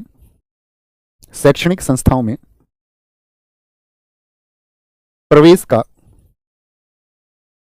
किसके लिए? ओबीसी एससी और एसटी के लिए जो शैक्षणिक संस्थाएं हैं उन शैक्षणिक संस्थानों में प्रवेश में आरक्षण। अब कहीं पे आपका कोई प्रवेश हो रहा है किसी का, क्या बोलेंगे, ओबीसी से हो, अन्य पिछड़ा वर्ग से हो, एससी से हो, एसटी से हो, तो शैक्षणिक संस्थाओं से मतलब किसी भी एजुकेशनल इंस्टीट्यूट में उनका एडमिशन होना है। क्या होना है? उनका एडमिशन होना है, तो उसमें भी रिजर्वेशन क्या होगा, लागू होगा, रिजर्वेशन। ठीक है, रिजर्वेशन। तो इस तरह की अब आप कहेंगे भैया ये तो फिर भेदभाव हुआ, क्योंकि यहाँ पे एक यूआर कैटेगरी सामान्य वर्ग की तो बात नहीं की जा रही है। तो इसीलिए मैंने कहा कि ये कुछ अपवाद हैं जहां पर छूट दी गई है कि भाई जो पिछड़े हैं किसी भी तरह से, तो उनको आगे बढ़ने के लिए जो उनके एडमिशन वगैरह उसमें भी रिजर्वेशन मिलेगा। फिर आता है आपका, तो इसको ये भी याद रख लेना कि ये फिर जोड़ा कब गया था भैया, तो ये जोड़ा गया था आपका 93वें संविधान संशोधन से, 93वां संविधान संशोधन 2005। फिर आता है आपका 15 का 6। ये क्या कहता है? ये कहता है आर्थिक रूप से पिछड़े, आर्थिक रूप से पिछड़े स्वर्णों को आरक्षण। स्वर्ण किसको कहा जाता है जरा बताएंगे? तो स्वर्ण कहा जाता है आपका सामान्य वर्ग को। सामान्य वर्ग का मतलब ये कहा जाता है कि भाई जैसे मान के चलो आपका राजपूत हुए, ब्राह्मण हुए या अन्य वो जिनको आरक्षण नहीं मिलता है, वो सभी जिनको रिजर्वेशन के बेनिफिट्स नहीं मिलते हो, तो आर्थिक रूप से जो पिछड़े स्वर्ण है उनको आरक्षण दिया जाए। भाई उनको तो आरक्षण आपका क्यों देना जरूरी है अलग से? अब सुप्रीम कोर्ट तो ये कहता है कि जो आरक्षण की सीमा है वो 50% से अधिक नहीं हो सकती। तो इनको जब आरक्षण दिया जाएगा, अभी आपने पढ़ा जनरल कैटेगरी के लिए कितना है 50.5, तो अब इनको अतिरिक्त अगर दिया जाएगा तो कितने आरक्षण की बात की गई 10% की, तो कितना हो जाएगा 60.5 हो जाएगा। तो ये याद रख लेना, अलग से 60.5 नहीं है, ये क्या है आपका उसी 50.5% में से ऐसे लोगों को जो क्या है आर्थिक रूप से पिछड़े हुए हैं, जिनको हम ईडब्ल्यूएस की कैटेगरी में रख सकते हैं। क्या बोलोगे? Reservation for economically backward class. Backward class जैसे एक उदाहरण लेते हैं, आप मुझे बताना यस और नो। जैसे यूआर कैटेगरी है जो सामान्य वर्ग है, तो क्या सामान्य वर्ग में सभी लोग बहुत विकसित हैं? क्या सभी लोग इसमें विकसित हैं? क्या यहां पर ऐसे लोग नहीं हैं जो सही मायने में पिछड़े हुए हैं, जो उनको सही मायने में आपका एक मदद की जरूरत है? तो आप कहेंगे हाँ ऐसे हैं। तो उनको भी अपलिफ्ट करने के लिए क्या बोला गया? आर्थिक रूप से पिछड़े स्वर्णों का आरक्षण, तो इस पर भी रोक नहीं होगी। ये दिया गया किससे? आपका 103वां संविधान संशोधन से 2019 में। बात समझ में आ रही है? एक बार रिपीट करेंगे इसको सारे को, तब और पिक्चर क्लियर होगी आपको। पहले कहा गया कि जो धर्म है, जाति है आपका, कोई भी जाति हो आपका, कोई भी रंग हो आपका, कोई लिंग हो, जन्म स्थान, उसके आधार पर भेदभाव नहीं होगा। लेकिन अगर हम सबको बराबर कर देंगे, मतलब हमने सबको अगर बराबर कर दिया, तो जिनको सही मायने में जरूरत है तो उनका कभी विकास हो पाएगा? आप कहेंगे नहीं भैया ये तो सही बात है, फिर उनका तो कभी विकास हो ही नहीं पाएगा अगर हम उनको अपलिफ्ट नहीं करेंगे तो। ठीक है, जैसे मैंने आपको एक उदाहरण दिया था रिजर्वेशन का बहुत अच्छा, अगर आपको ध्यान हो, क्रिकेट का मैच चल रहा है और 6 फीट की बाउंड्री है चारों तरफ, और एक व्यक्ति जो 5 फीट का है, यानी यहां शरीर की बात नहीं है, ये सिर्फ एक उदाहरण है, मेरी बात को समझे, कि 5 फीट के व्यक्ति को आप कैसे उस मैच को दिखाएंगे? तो आप कहेंगे भैया उसको अपलिफ्ट कर दिया जाएगा, यानी उसका क्या हो, उत्थान हो। अब उत्थान हो के लिए क्या किया गया कि भाई पहले तो सबको बराबर किया गया 15:2 में, भाई प्रवेश सब जगह हो सकता है सबका। यहां पे क्या बोला कि भाई पिछड़े हुए कौन कौन है, अब वो आइडेंटिफाई करो। भाई बच्चों के लिए, क्योंकि बच्चे के अपने अधिकारों के बारे में उसको पता नहीं होता, तो बच्चे के लिए स्पेशल प्रोविजन करने पड़ेंगे। स्त्री कहीं ना कहीं किसी ना किसी मामले में उनका वो जो विकास होना चाहिए था वो नहीं हुआ, तो उनको जरूरत है। फिर किसको जरूरत है? जो सामाजिक रूप से पिछड़े हो गए और शैक्षणिक रूप से, तो ऐसे एससी और एसटी को जरूरत है। ठीक है, फिर क्या बात की गई यहां पर? अगली बात की गई और कौन है? ओबीसी, अन्य पिछड़ा वर्ग, इन सब के लिए क्या बोलेंगे? एडमिशंस में जो रिजर्वेशन है। और फिर बात की गई, तो भैया यूआर तो बच ही गया, तो बात कर ली ना यूआर की भी। यूआर के लिए जो आर्थिक रूप से पिछड़े स्वर्ण है उनको रिजर्वेशन की बात की गई। बात क्लियर है? कोई दिक्कत तो नहीं है, परेशानी तो नहीं यहां तक की बात में? तो यहां पर क्या बात की गई हमारा कि भाई भेदभाव नहीं होगा, लेकिन कुछ स्थितियों में भेदभाव हो सकता है, उनको हमने व्याख्या करी। एक बार आंखें बंद करिए और मेमोराइज कीजिए। 15 में भेदभाव नहीं की बात, 15(1) में, 15(2) में क्या किया गया? उनके प्रवेश की बात हुई सब जगह, जो कैसी होनी चाहिए, पब्लिक इंटरेस्ट की चीज होनी चाहिए। 15(3) में क्या बात की गई? 3 में मैंने बताया स्त्री और बालकों के लिए प्रावधान। 4 में क्या किया गया? एससी एसटी के लिए। 5 में क्या किया गया? एडमिशन। ठीक है, 5 में एडमिशन की बात ओबीसी एससी एसटी के लिए, और 6 में इकोनॉमिक वीकर सेक्शन की, आर्थिक रूप से जो पिछड़े हुए हैं, ईडब्ल्यूएस की बात की गई। क्लियर? बोलेंगे जी, आगे लिखेंगे अब आर्टिकल 16। बताइए आर्टिकल 16 में क्या है? क्योंकि दोस्त अगर आप इनको बहुत विस्तार से समझते रहोगे ना तो कोई दिक्कत आ ही नहीं सकती है। बस आप लोगों ने मुझसे प्रॉमिस किया था इसी बात का शुरुआत में कि भैया हम उन छात्रों में से बिल्कुल नहीं होंगे जो एकदम ऊपर ऊपर से पढ़ना चाहते हैं। ठीक है, आगे यहां पर बोलेंगे आर्टिकल 16। आर्टिकल 16(1) क्या कहता है? 16 का 1 कहता है लोक नियोजन के अवसर पर समता। लोक नियोजन के अवसर पर समता। भैया ओबीसी में जो है 8 लाख लागू नहीं है, वो मैं आपको एक उदाहरण बता रहा हूं दोस्त। मैं आपको ये कह रहा हूं वो ईडब्ल्यूएस पर अभी लागू होगा, हम आगे करेंगे। मैंने कहा कि जो विकसित कर चुके हैं खुद को, या जो उच्च पदों पर पहुंच चुके हैं, मान के चलो कोई आपका कॉलोनल बन गया, कर्नल बन गया, कोई लेफ्टिनेंट बन गया, लेफ्टिनेंट बन गया है, कोई व्यक्ति मेजर बन गया है, यूपीएससी किसी पद को उसने पा लिया है, तो तब उनको हम कहते हैं क्रीमी लेयर। ठीक है, तो लोक नियोजन से क्या मतलब होता है बताएंगे? लोक नियोजन के अवसर पर समता यानी इक्वल अपॉर्चुनिटी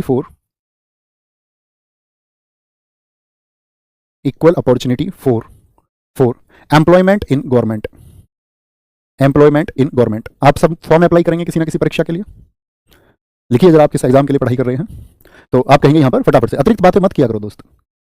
आपके अंदर, मैंने कहा ना, आपको सिर्फ अपने अध्ययन के समय खुद को विशेष बनाना है। अच्छा मुझे एक बात बताइए, आप में से फ्राइड का नाम कितने लोगों ने सुना है? फ्राइड का या यूंग का नाम कितने लोगों ने सुना है? सुना है कभी नहीं? बहुत बढ़िया, बहुत सारे लोग कह रहे हैं बिहार दरोगा का एग्जाम देंगे, बहुत सारे बच्चे एसएससी देंगे, कुछ यूपीएसआई देंगे। ठीक है, बहुत बढ़िया। आपके कोई कह रहा है कि मैं सभी परीक्षाएं दूंगा। तो दरअसल में फ्राइड जो है एक मनोवैज्ञानिक हुए हैं, और यूंग ऐसे समझिए उनके डेलीगेशन में थे, और यूंग फ्राइड को अपना पिता मानते थे। मनोविज्ञान तो समझते होंगे, साइकोलॉजी, व्यक्ति क्या सोचता है, क्या सोच सकता है, क्या उसकी सीमाएं हैं, और ये सब मनोविज्ञान से तय हो जाता है। वहीं पे एक व्यक्ति एडलर जो उसी ग्रुप में थे, और उन्होंने क्या किया है आपका, फ्राइड और यूंग के जो सिद्धांत उनकी खिलाफत की है। मतलब दोनों के जो आप देखोगे ना प्रिंसिपल्स एकदम उल्टे हैं, एकदम उलट। पहले वो एक साथ ही काम करते थे। तो एडलर की थ्योरी है वो मैं आपको समझाना चाह रहा था।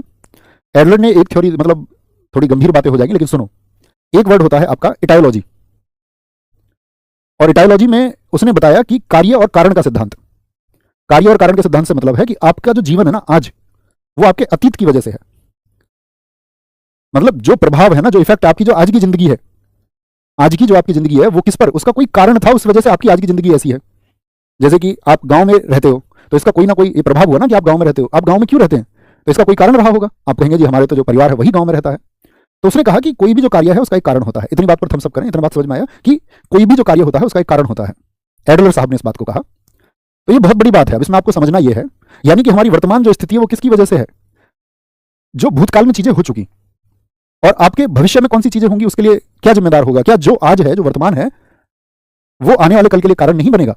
आप कहेंगे हाँ भैया, यानी आप 2028 में कैसा जीवन जिएंगे, या आप किस स्थिति में होंगे, या 2040 में आप किस स्थिति में होंगे, उस 2040 के लिए जिम्मेदार होंगे पीछे के वो वर्ष कि आपने उनमें क्या प्लानिंग्स की थी, आप किस तरह पढ़ाई करते थे, आपने कोई रोजगार किया, किस तरह किया। तो हमेशा कोई भी एक्ट किस पर डिपेंड करेगा, उसका एक रीजन होगा, कारण होगा। अब मैं छात्रों को देखता हूं, उनके मन में क्या है कि बहुत सारी चीजें भर दी जाती हैं, और जिसको हम बोलते हैं पूर्वाग्रह का शिकार, विक्टिम ऑफ प्रेजुडाइस। आप पूर्वाग्रह के शिकार हो चुके हैं, मतलब आपके दिमाग में किसी ने कुछ चीजें भर दी गई। जैसे कि उच्च जाति के लोगों को ये बता दिया गया कि भाई बाबा साहब भीमराव अम्बेडकर से नफरत करनी है। पढ़े लिखे बौद्धिक लोग कभी नहीं करते। ये वो हैं जो अल्प विकसित हैं, जिनके अंदर पूर्वाग्रह, मतलब खुद नहीं सोचा उन्होंने। अच्छा, दूसरा इसका एक वर्ग और है, यही एक वर्ग में दिखा दिया गया नहीं, स्वर्णों से नफरत करनी है। ये राजनीतिक पार्टियों ने अक्सर किया, ठीक है, उन्होंने गैप किया। तो आप हैं पढ़े लिखे बच्चे, आप खुद से मतलब आंतरिक रूप से एक प्रॉमिस करें, कमेंट सेक्शन में नहीं, आंतरिक रूप से, और ये प्रॉमिस करें कि मैं एक मानव सबसे पहले बनूंगा, मैं किसी जाति का बाद में होऊंगा, मैं किसी पूर्वाग्रह का शिकार नहीं होऊंगा, और मेरे माता पिता ने मेरी शिक्षा इसीलिए मेरी कराई है कि मैं एक मानव बन पाऊं और एक पूर्ण मानव बन पाऊं। तो आपको पूर्ण मानव बनने की तरफ चलना है। अगर आप पूर्ण मानव बन जाते हैं तो रोजगार मिलना ना मिलना वो फिर आपके लिए, मैं कहूंगा, एक समय पे अर्थ रखने वाला और अर्थहीन दोनों ही हो जाएगा। क्योंकि जर्नी मानव की वही है, मनुष्य की, वापस आएंगे। और जो इसके बाद भी ना माने और अतिरिक्त बातों पर अपना समय जाया करे, क्योंकि मैं स्टूडेंट्स से एक बात कहता कि जिस दिन आपकी आंखों में आंसू होंगे तो इस दुनिया में आपके आंसुओं को समझने वाला कोई व्यक्ति और नहीं होगा। शायद आपके फैमिली मेंबर्स भी नहीं समझ पाएंगे जब आप असफल हो जाते हैं उसके बाद के जो आंसू हैं। इसीलिए असफल नहीं होना है, ठीक है। आगे आते हैं। तो मैंने बोला लोक नियोजन के अवसर पर समता, लोक नियोजन के अवसर पर समता। और मैं कभी ऐसे बीच बीच में कभी ऐसी बातें करूं तो उसके लिए मुझे मतलब क्षमा कर देना तुम, क्योंकि कभी कभी ऐसी बातें होंगी और जो आपके जीवन के लिए जरूरी हैं। एक टीचर का उद्देश्य सिर्फ ये नहीं होता कि आपको वो एक कंटेंट सिर्फ पहुंचा दे। तो कभी मैं बातें करूं तो उनका स्वागत आप करना, ये उम्मीद रखूंगा आपसे। आप करें ना करें वो अलग बात है, बाकी मेरी उम्मीद होगी आपसे ये, ठीक है। लोक नियोजन के अवसर पर समता, तो equal opportunity for employment in government. अब जैसे सरकारी नौकरी के पद निकले तो आप सब कहेंगे कि भैया हम एक परीक्षा की तैयारी करेंगे, एक परीक्षा की जो तैयारी हम करेंगे तो उसमें क्या मिलेगा आपको, बोले आपको भर्ती होने का मौका मिलेगा। भर्ती यानी कि रिक्रूटमेंट पर, रिक्रूटमेंट। तो जैसे फॉर्म निकले और ये बोला गया कि भाई 18 से जो 25 वर्ष तक के युवा हैं और आपका जो आपका 12th क्लास कर रखा है वो सभी अप्लाई कर सकते हैं। तो सब लोग अप्लाई कर लेंगे या किसी को रोक दिया जाएगा कि नहीं आप अप्लाई नहीं कर सकते। तो क्या बोलेंगे यहाँ पर, भर्ती रिक्रूटमेंट के लिए सबको अवसर मिलेगा। जो अवकाश होंगे, जो आप नौकरी करते हुए जब भर्ती आप हो जाएंगे तो हॉलीडेज मिलेंगे, तो सबके लिए समान होंगे नहीं होंगे, या किसी को सिर्फ 5 दिन की छुट्टी या किसी को 10 दिन की छुट्टी, ऐसा नहीं होगा। पदोन्नति, जब प्रमोशन होंगे तो सबके समान अधिकार होंगे। प्रमोशन, इसके कुछ अपवाद होंगे और उन्हीं को फिर आगे बताया जाएगा एक्सेप्शंस कौन कौन से। प्रमोशंस में, पदोन्नति में पेंशन आपको मिलेगी तो सबको बराबर समता होगी एक रिटायरमेंट के बाद में, जहां कहीं पर भी पेंशन मिलती है। ओके, तो ये बात हुई लोक नियोजन के अवसर पर समता। लेकिन एक बात आपको समझनी पड़ेगी, इसको व्याख्या की गई है आर्टिकल 16 के सब क्लॉज 2 में। क्या कहा गया है, लिखेंगे। धर्म, पहले लिख लें तब बच्चे समझ पाएंगे। धर्म, जाति, कितने ग्राउंड्स थे आर्टिकल 15 में टोटल? 5 ग्राउंड पर हमने बात की थी, ठीक है। धर्म, जाति, मूलवंश, मूलवंश, लिंग, जन्मस्थान, जन्मस्थान, उद्भव, उद्भव और जन्मस्थान हो गया, उद्भव और निवास स्थान, निवास स्थान के आधार पर, आधार पर, यहां पर ग्राउंड्स की गिनती करें टोटल, आधार पर भेदभाव नहीं होगा, नहीं होगा, भेदभाव नहीं होगा, भेदभाव नहीं होगा। यानी क्या कह सकते हैं, no discrimination on the basis of religion, caste, मूलवंश। अभी मैंने आपको बताया था मूलवंश का क्या अर्थ हो गया, आपको बोलेंगे फटाफट से। कोई भी रेस से आप जुड़े हुए हैं, कोई भी सेक्स आपका, कोई भी बर्थ ऑफ प्लेस आपका, कहीं पर भी आपका उद्भव हुआ हो, डेसेंट कुछ भी हो आपका, आपका प्लेस ऑफ रेजिडेंस कुछ भी हो, निवास स्थान, आप कहीं भी रहते हो। अब ऐसा नहीं कह सकते ना किसी से। तो 5 चीजें तो हम पहले पढ़ चुके हैं कि भाई चाहे आप किसी भी धर्म से हो आपको अवसर मिलेगा, आपकी कोई भी जाति हो आपको अवसर मिलेगा, आप किसी भी रेस से जुड़े हुए हो, ठीक है, यानी कि किसी भी जनजाति या किसी से भी संबंधित आप हो, आप किसी महिला हो या पुरुष हो, आप पुल्लिंग हो या स्त्रीलिंग हो, आपका जन्म गांव में हुआ हो ठीक है। उद्भव यानी कि आप किस तरह से, मतलब आपका जन्म हुआ है या आपका पालन पोषण किस तरह से हुआ है। निवास स्थान, प्लेस ऑफ रेजिडेंस, यानी आप गांव में रहते हैं, गली में, मोहल्ले में, शहर में, आप पिछड़ी जगह रहते हैं, विकसित जगह रहते हैं, इस आधार पर किसी भी व्यक्ति को क्या बोलेंगे, अपात्र नहीं किया जा सकता है। आप स्टेट कभी ये नहीं कर सकता कि भाई नहीं, हम तो इनको अपात्र करेंगे क्योंकि इनका गांव में जन्म हुआ है, तो ये इस परीक्षा के लिए फॉर्म नहीं भर सकते हैं। ठीक है, समझ गए मेरी बात को, आगे आएंगे। अब आते हैं कुछ जो छूट दी गई है 16 का सबसेक्शन 3। ये क्या कहता है, ये कहता है निवास स्थान, अभी तो हमने कहा भेदभाव नहीं होगा, निवास स्थान के आधार पर भेदभाव हो सकता है, आधार पर भेदभाव हो सकता है। अभी तो भैया बात की गई कि नहीं होगा, और अगले ही सब क्लॉज में ये बात कर दी गई कि भैया भेदभाव हो सकता है, यानी कि discrimination can be on the basis of place of residence, on the basis place of residence. ठीक है, इसको समझिए। देखो, निवास स्थान के आधार पर भेदभाव हो सकता है। जैसे आप किसी एक स्टेट से होंगे, सोचिए जरा, जैसे आप यूपी से हैं और आपने एमपीपीसीएस के लिए फॉर्म भर दिया, एमपीपीएससीएस के लिए, ठीक है, या आप एमपी से हैं और यूपीपीसीएस के लिए आपने अप्लाई कर दिया। तो कहने का मतलब है किसी भी परीक्षा के लिए आपने यूपी से थे, एमपी की किसी परीक्षा में अप्लाई किया, और यहाँ यूपी में आप ओबीसी में आते थे, तो एमपी में जाके आप कहाँ काउंट होंगे, या आप एमपी से थे, वहां पर आप एससी में आते थे, और यहाँ यूपी में आके, मतलब अदर स्टेट में आकर के आप कैसा काउंट होते हैं।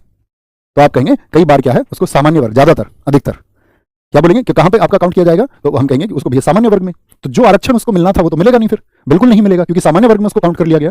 तो ये क्या हुआ, फिर निवास स्थान के आधार पर भेदभाव हो गया ना, यानी यहां जो उसको आरक्षण मिला हुआ था वो उसका आरक्षण क्या बचा रहा, यहां पर तो आप कहेंगे नहीं। तो ये जो राज्य इसको कर सकता है निवास स्थान के आधार पर, क्योंकि इससे क्या होता है, कई बार आपका भाई यूपी में आपका वैकेंसी निकली, तो वो हर स्टेट का अपना उत्तरदायित्व था कि भाई अपने राज्य को वो क्या दे, अपने राज्य में वो रोजगार दे।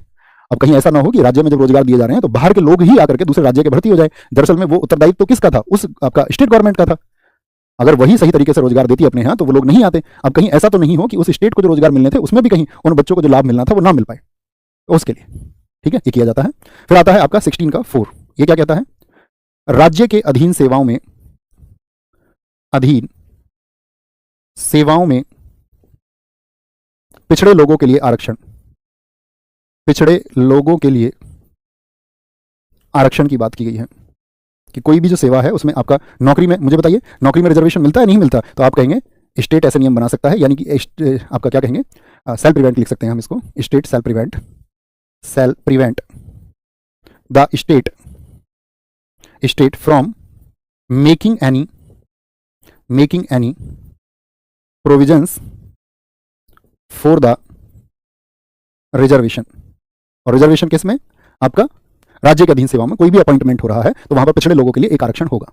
ठीक है, मिलता है आरक्षण या नहीं मिलता है बताइए। जैसे कि आपका मेरिट आप देखें तो मेरिट अलग अलग होती है कि नहीं होती है, समझ पाएंगे इस बात को तो सभी जानते हैं आप, क्योंकि प्रतियोगी छात्र हैं, जो ना प्रतियोगी छात्र होते तो ना जानते शायद इस बात को। 16(4)A में बताया गया है पदोन्नति में आरक्षण। मैंने कहा था ना अगर आपको जॉब मिल रही है तो आपके प्रमोशन भी होंगे, तो उस पदोन्नति में आरक्षण, इसकी बात कहां पर की गई है, किसके लिए, किसको मिलता है पदोन्नति में आरक्षण, SC ST को मिलता है, सिर्फ SC ST के लिए। यानी हम लिख सकते हैं reservation matters of promotions only for SC and ST। इसको जोड़ा गया था, बहुत इंपॉर्टेंट है, 77वां जो कॉन्स्टिट्यूशनल अमेंडमेंट था, 77वां जो संविधान संशोधन था 1995 में, इसको जोड़ा गया है। देखो ये बहुत इंपॉर्टेंट बात है, अभी हम इसकी व्याख्या नहीं कर रहे हैं। यहां पर इतना आप समझ लो कि जब प्रमोशंस होंगे तो प्रमोशंस में क्या होगा, SC ST के लिए वहां पर एक छूट होती है, ठीक है, कि वो आपका और आगे तरक्की कर पाए, यानी कि यहां तक तो जॉब देने की तो बात थी ही, उसके बाद में वो और विभागीय तरक्की कर पाए, इसके लिए पदोन्नति में आरक्षण उनको होता है। मैंने आपसे कहा जो हम आरक्षण पर बहुत विस्तार से बात करेंगे, हालांकि धीरे धीरे हमारे टॉपिक्स आएंगे आरक्षण के, जो आर्टिकल 330 के आसपास पहुंच जाएंगे तो वहां पर इन सबकी चर्चा होगी बहुत विस्तार से। अभी हमको समझना है मौलिक अधिकार क्या है, तो पदोन्नति में आरक्षण एक मौलिक अधिकार है या नहीं है, तो इसी को डिफाइन किया गया 16(4) के B में भी। तो एक तो पदोन्नति में आरक्षण, और यहां पर किया गया कैरी फॉरवर्ड का सिद्धांत दिया गया है, कैरी फॉरवर्ड जिसको हम बैकलॉग के नाम से भी जानते हैं, बैकलॉग, ठीक है, अग्रनयन का सिद्धांत भी इसको बोलते हैं, अग्रनयन। इसको समझिए क्या होता है भाई, प्रमोशन तो आप समझते होंगे ना, प्रमोशन मतलब कि प्रमोट करना किसी चीज को, तो उसके उच्चतम स्तर पर पहुंचा देना, प्रमोशन समझते हैं सभी लोग या नहीं, कभी पता चले प्रमोशन ही नहीं हो बोलेंगे भी फटाफट से, हाँ समझते हैं, ओके। तो कैरी फॉरवर्ड क्या है, देखो ऐसे समझिए, जैसे किसी भर्ती में आपका 1000 पोस्ट थी, बड़ा ध्यान से समझना, 1000 पोस्ट में से जो रिजर्वेशन था आपका, कितना रिजर्वेशन होता है, मैंने ST के लिए 7.5%, और SC के लिए कितना बताया था आपको एससी के लिए कितना बताया प्रतिशत, लिख के बताओ सारे के सारे लोग। तो मैंने कहा यहां पर एसटी के लिए 7.5% सीटें होनी चाहिए। तो 7.5% सीट का मतलब क्या हो गया आपका, तो हम कहेंगे भैया 75 सीट हो गई, 75 सीट हो गई, ठीक है, 75 सीट हो गई। अब यहां पर बात क्या है कि जो 75 सीट है, अब ये तो फॉर्म निकले आपका, हम मान लेते हैं 2024 में, लेकिन किसी वजह से ऐसा हुआ कि 75 उम्मीदवार भी नहीं मिले और जो सेलेक्ट हो पाए लोग वो यहां पर हो पाए आपका, हम मान लेते हैं 50 लोग। तो कितने पद खाली रह गए यहां पर बताएंगे, तो यहां पर आप कहेंगे भैया जो 25 हैं वो वैकेंट रह गई सीट, वो खाली रह गई, है ना। और अगले साल से जब वैकेंसी आपका 2025 में आएगी और तब भी वहां पर क्या होते हैं 1000 पद निकलेंगे, 1000 पद निकलेंगे। तो रिजर्वेशन तो ऐसे ही होगा 50.5, 27% आपका, 15% और 7.5% जो मैंने आपको बताया था। लेकिन इस बार जो पद खाली रह गए थे उनको जोड़ करके दिया जा सकता है। तो ये अतिरिक्त जो पद जोड़े जाएंगे, अब इसको आप ये नहीं कह सकते कि कुल 1025 पद होंगे, नहीं, पद तो कुल 1025 होंगे लेकिन सभी के लिए नहीं होंगे। ये 25 फिर से क्या बोलेंगे, यहां पर फिर से 75 का तो आरक्षण है ही है, ये 25 का इस वर्ष क्योंकि पिछले वर्ष खाली रह गई थी तो ये रिजर्व रहेगा, यानी कि यहां पर इस बार जो एसटी के लिए आरक्षण होगा वो 100 सीट पर होगा। थम्स अप करके मुझे बताएं, ये बात क्लियर है, छोटी सी कॉमन सी बात है। जो पद खाली रह गए तो आप ये नहीं कहेंगे कि 1025 में से 7.5% दिया जाना चाहिए, नहीं, 1000 में से 7.5 दिया जाएगा 1000 पोस्ट में से, और उसके बाद में जो खाली हो गए इसी को हम बोलते हैं कैरी फॉरवर्ड, यानी कि इस साल जो पद हमारे खाली रह गए हैं उनको अगले वर्ष के लिए ले जाना, ठीक है। 16(4)B की बात हमने कर ली। फिर हम आते हैं आपका आर्टिकल, देखो हाँ, ये भी तो पूछा जा सकता है 16(4)A, जैसे मैंने आपको बता दिया ना 77वां, हाँ ठीक है। इसी तरह से 16(4)B कब जोड़ा गया, तो ये जोड़ा गया था आपका 81वें संविधान संशोधन से। पूछा जाता कैरी फॉरवर्ड का सिद्धांत बैकलॉग, ये जो किस संशोधन से आपका जोड़ा गया, तो 81वां संविधान संशोधन जो कि 2000 में हुआ था। फिर आते हैं 16 के 5 पे। 16 का 5 क्या कहता है, ये कहता है नियुक्ति में वरीयता, नियुक्ति में वरीयता यानी कि सीनियरिटी इन अपॉइंटमेंट, या प्रायोरिटी हम कह सकते हैं तो ज्यादा होगा क्योंकि वरीयता वरिष्ठता को दर्शाता है, सीनियरिटी ये होता है प्रायोरिटी, प्रायोरिटी इन अपॉइंटमेंट। कैसे, जैसे मान के चलिए कोई आपका आर्मी है और आर्मी में आप लोगों को पता होना चाहिए पंडितों की भर्ती होती है कि नहीं होती, आर्मी में वहां पे भी टीचर्स भर्ती होते हैं, ठीक है, वहां के स्कूल के लिए, वहां के मंदिर के लिए। तो जो वहां पर पंडित भर्ती हो रहे हैं, जो ब्राह्मण भर्ती हो रहे हैं, अब उनकी उन्होंने एक स्पेशल क्वालिफिकेशन मांग ली कि भाई ये हमको एमए चाहिए संस्कृत में, या उन्होंने कह दिया ये पीएचडी चाहिए हमको संस्कृत में।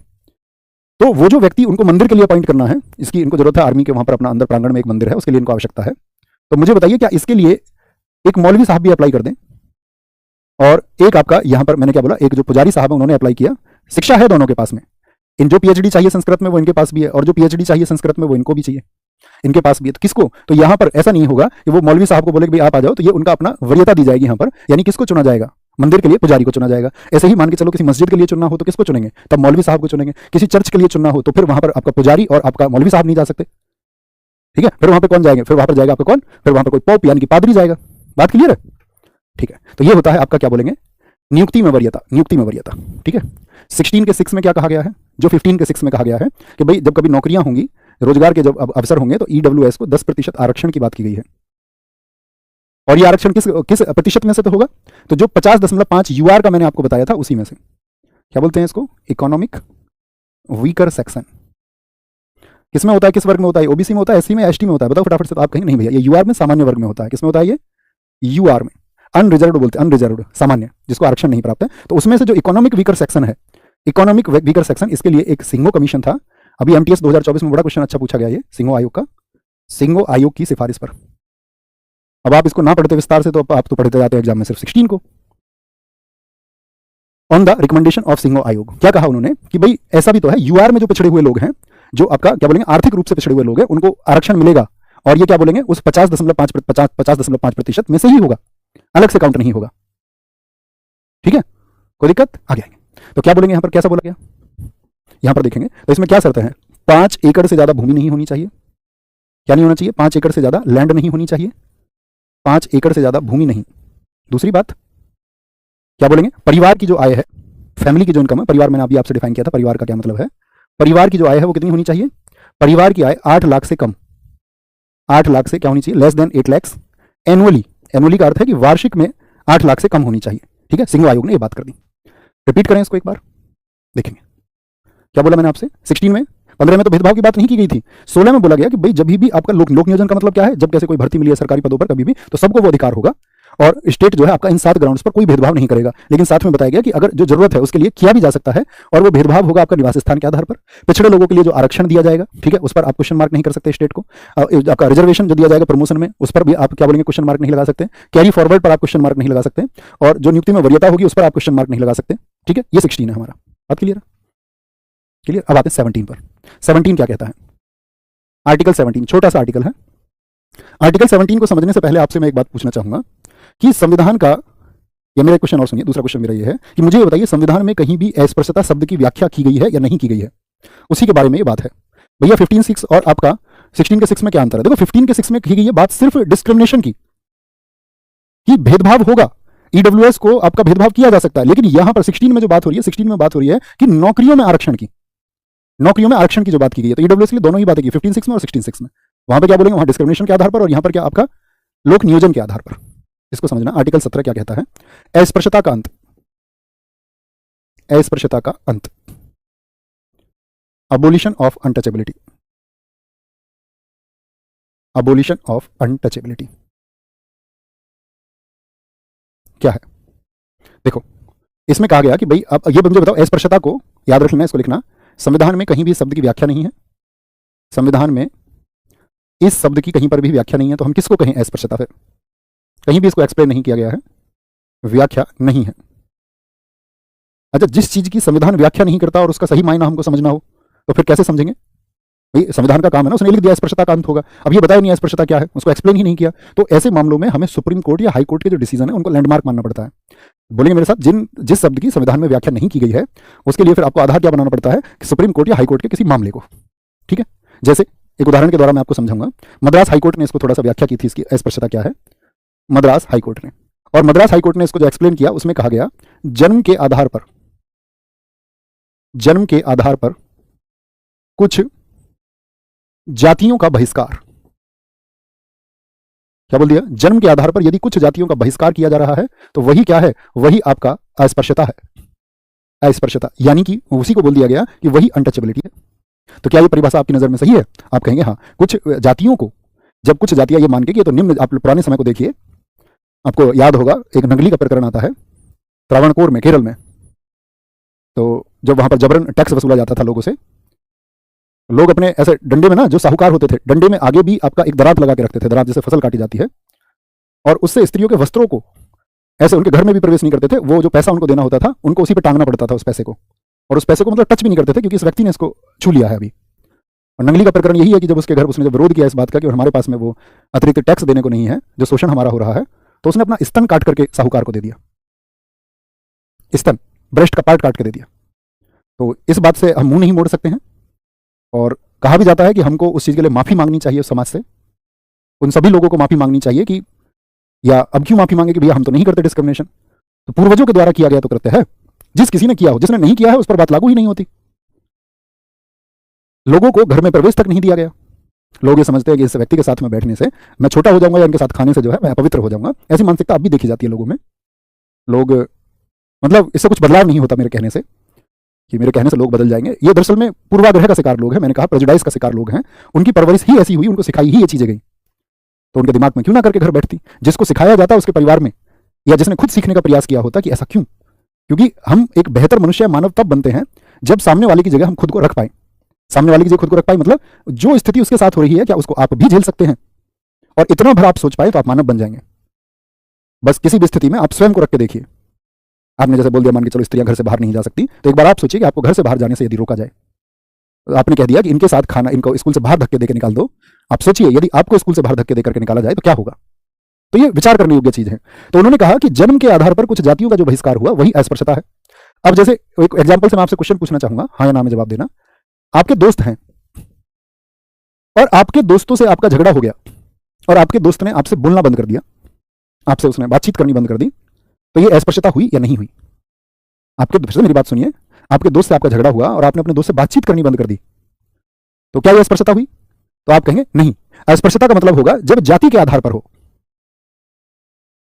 तो क्या होगा, एक छोटी सटीक सी परिभाषा हम कह सकते हैं, जन्म के आधार पर भी आपका जन्म वहां हुआ था इसीलिए, तो ये क्या बोलेंगे, ये आपका फिर अस्पृश्यता में नहीं आता है। तो कुछ समुदायों द्वारा अन्य समुदायों का जो बहिष्कार है, अब ये खत्म कैसे हो?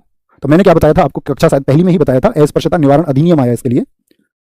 अस्पृश्यता निवारण अधिनियम। कब आया था अस्पृश्यता निवारण अधिनियम? जिन साथियों ने पहली कक्षा की होगी वो जानते होंगे, बताओ जरा। तो ये आया था आपका 1955 में, अनटचेबिलिटी को खत्म करने के लिए। इसको कहा जाता है अनटचेबिलिटी प्रिवेंशन एक्ट। फिर इसमें बदलाव हुआ आपका, और बदलाव करके जो हम लेके आए आपका 2 सितंबर 1976 को, वो था नागरिक अधिकार संरक्षण की, व्यक्ति के जो अधिकार है उनको बचाया जा सके। नागरिक अधिकार संरक्षण अधिनियम ये रोकथाम करता है कि भाई आपको कुछ सजा होंगी, आप किसी के साथ में किस तरह का बर्ताव करते हैं तो उसके लिए सजाएं बताई गई हैं। इसमें क्या कहेंगे? सिविल राइट्स प्रोटेक्शन एक्ट आया, सिविल राइट्स प्रोटेक्शन एक्ट। ठीक है, तो ये अस्पृश्यता का अंत यहां पर बताया गया है आर्टिकल 17 में, यानी कि सब लोग समान हो पाए। हम पढ़ रहे हैं समानता के अधिकार, यानी सब लोग समान हो पाए। ठीक है, बात क्लियर है? आगे आते हैं।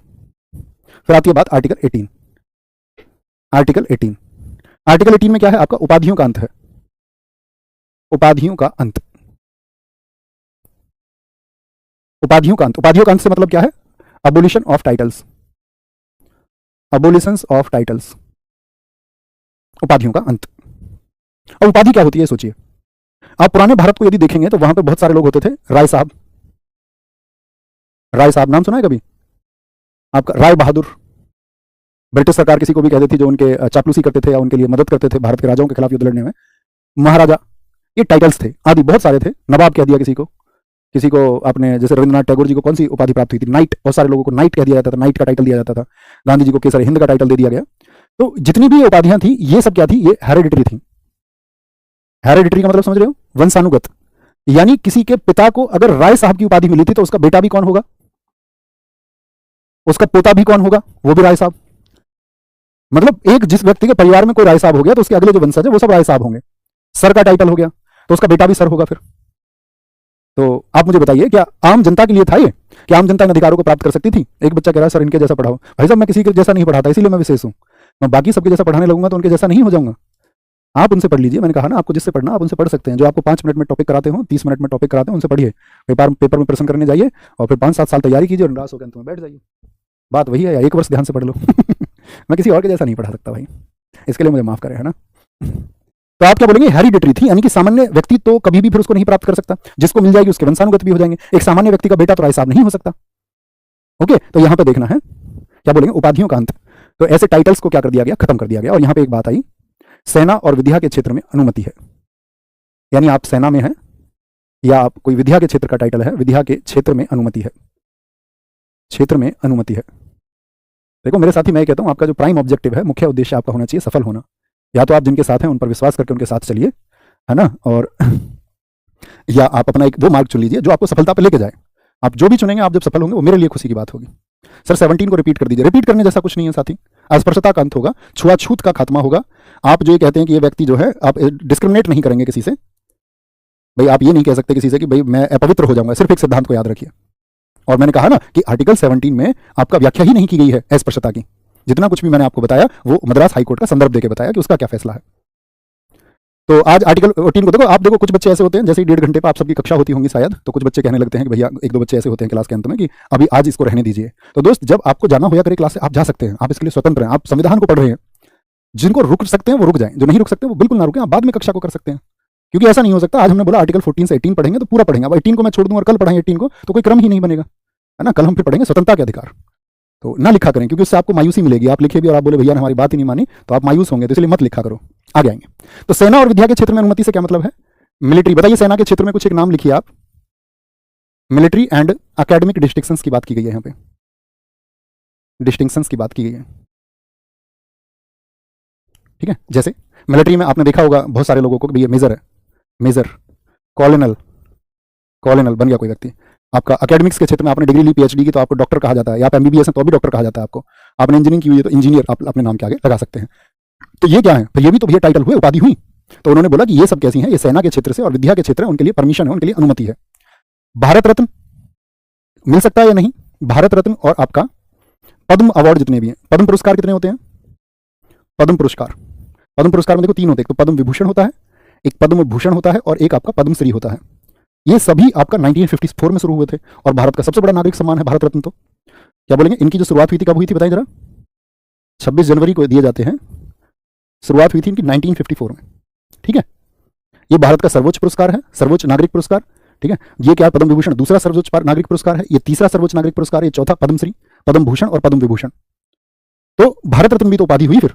तो यहां पर एक कोर्ट का एक आपका डिसीजन है, उसको नोट करके लिखना, Balaji Raghavan versus Union of India, Balaji Raghavan versus UOI, UI का मतलब है यूनियन ऑफ इंडिया 1996।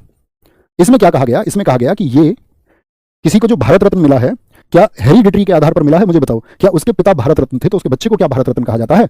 आप कहेंगे नहीं भैया, यानी कि यहां पर हेरिडिटरी का आपका प्रिंसिपल नहीं लागू है। तो उन्होंने कहा कि ये वंशानुगत तो है नहीं, ये तो जो हमेशा दिया जाता है भारत रत्न या पद्म पुरस्कार, ये व्यक्ति को उसकी मेरिट के आधार पर दिया जाता है। मेरिट मतलब उसने कौन से कार्य किए हैं, विशेष कार्य उसके कैसे हैं। तो इसको मान लिया गया इस जजमेंट में कि भाई ये तो मना कर दिया ना उपाधियों का, तो इनको बोल दिया गया ये उपाधि नहीं है, इनको टाइटल ही नहीं माना। उपाधि तो वो होती है जो हेरिडिटरी हो, किसी को दी जाती है, किसी के द्वारा दी जाती है, तो दिए तो ये भी जाते हैं फिर भारत सरकार के द्वारा, लेकिन ये वंशानुगत नहीं है, ये उपाधि नहीं है, अलंकरण है। क्या बोल दिया गया इनको? अलंकरण है। इनको टाइटल मानने से ही मना कर दिया, तो टाइटल पर ही तो रोक लगा रही है। तो क्या बोलेंगे, these are not the titles, are not the, these are not the titles. क्या कहा गया? Not the titles, these are decorations. क्या माना गया है इनको? भैया इनको यहां पर डेकोरेशन माना गया है, इनको उपाधि माना ही नहीं गया है। दूसरा, इसी केस में एक जजमेंट और आया, ये उपाधि नहीं है, ये अलंकरण है। साथ में कहा गया आप कभी भी अपने नाम के आगे या पीछे, यानी सफिक्स और प्रीफिक्स की तरह उपसर्ग या प्रत्यय के रूप में इनको लगा नहीं सकते हैं। जैसे भारत रत्न सचिन तेंदुलकर हम कहें तो हम तो कह सकते हैं, लेकिन सचिन तेंदुलकर कभी भी अपने नाम पे, जैसे घर की प्लेट वो लगाई नेम प्लेट, तो वो ये नहीं लिख सकते अपने घर पर भारत रत्न सचिन तेंदुलकर, या कहीं पर वो किसी कागजात में इस बात को नहीं लिख सकते हैं, क्योंकि उपाधियां अक्सर लिखी जाती थी सर नाइट ऐसे, तो उसमें एक डिस्टिंग्विश करने के लिए, विभेद करने के लिए भी, एक अंतर पैदा करने के लिए भी कहा गया कि भाई आप जो है अगर इसको लगाएंगे तो ये उपाधि की तरह होगा फिर, तो वो उसका इस्तेमाल नहीं कर सकते। हाँ, सामान्य जन हम अखबार, किताब, पत्रिका, इनमें अक्सर आपने देखा होगा, जैसे बोलते भारत रत्न अटल बिहारी वाजपेयी, भारत रत्न बाबा साहेब भीमराव अंबेडकर, है ना, भारत रत्न नेल्सन मंडेला, भारत रत्न अब्दुल गफ्फार खान, भारत रत्न इंदिरा गांधी, तो हम इस्तेमाल कर सकते हैं, लेकिन वो स्वयं इस्तेमाल नहीं कर सकते। बात क्लियर है? क्या कहा गया? These are not the titles. और लिख लेना इस बात को भी, नाम के आगे और पीछे नहीं लगा सकते हैं, ना तो आगे ना पीछे, आगे और पीछे, यानी ना तो सफिक्स के तौर पर ना प्रीफिक्स के तौर पर। अब आया ना, पहली बार समझा, लगा सकते हैं। ठीक है जी, तो भारत रत्न हो गया। तो क्योंकि देखो ये कब आपका, यहाँ पे आपको एक बात और देखनी है कि भारत रत्न जो है ये 1954 में कांग्रेस की सरकार थी, और कांग्रेस आजादी के समय से रही हमेशा। और स्टैटिक जीके जब मैं आपको पढ़ाऊंगा, जब वहाँ पर मैं आपको सारी चीजें पढ़ाऊंगा कि भारत रत्न कैसे, किन कंडीशंस में, किन किन लोगों को, तो हम पढ़ेंगे कि भारत रत्न जो है वो 1977 में बंद भी हो गए थे, क्योंकि जनता पार्टी की सरकार आई थी, मोरारजी देसाई, उन्होंने क्या बोला, इनको खत्म करो, क्योंकि ये सब तो उपाधियां हैं और कांग्रेस अपने लोगों को देती है इनको। लेकिन बाद में क्या बोलेंगे, जब इंदिरा गांधी वापस 1980 में चुनाव हो गए तो 1980 में फिर शुरू हो गए थे। तो ये बात याद रखेंगे कि क्या किया गया है इसमें, उपाधियों का अंत किया गया है। अगली बात और याद रखेंगे इसमें एक की गई है, विदेश से उपाधि नहीं प्राप्त कर सकते। मान के चलो कोई विदेशी यूनिवर्सिटी आपको उपाधि दे रही है, भैया हम तो अक्सर पढ़ते हैं कि उनको दिया गया, उपाधि नहीं प्राप्त कर सकते, उपाधि नहीं प्राप्त कर सकते, प्राप्त कर सकते। जनरल कंसेप्शन ये है कि कोई भी आपको जो फॉरेन से आपका टाइटल मिल रहा है वो नहीं ले सकते। अगर लेना है तो कैसे मिलेगा? राष्ट्रपति की परमिशन से, राष्ट्रपति की लिख लेना, अनुमति से ले सकते हैं। पहले आपको इसके लिए परमिशन लेनी पड़ेगी, अनुमति से ले सकते हैं। बात क्लियर है प्यारे साथी? बताएं एक बार। तो इतनी सी बातें हमको आज करनी थी, ठीक है, यानी कि फॉरेन से आप टाइटल को नहीं एक्सेप्ट कर सकते। अब हमको क्वेश्चन बनाने हैं, और मैं उन सारे महानुभावों से पूछना चाहूंगा कि कक्षा में उनका क्या स्कोर रहेगा। और चलो छोड़ो, आर्टिकल 14 से 15, मतलब ऐसा भी होता है ना, एक वर्ग ऐसा होता है कि उसको आप चाहे जितना भी समझा लें और वो समझ ही नहीं सकता, मतलब इसीलिए कहते हैं कि सभी समान नहीं है, सबका आईक्यू लेवल एक जैसा नहीं है, सबकी बुद्धि इसीलिए एक जैसी नहीं होती।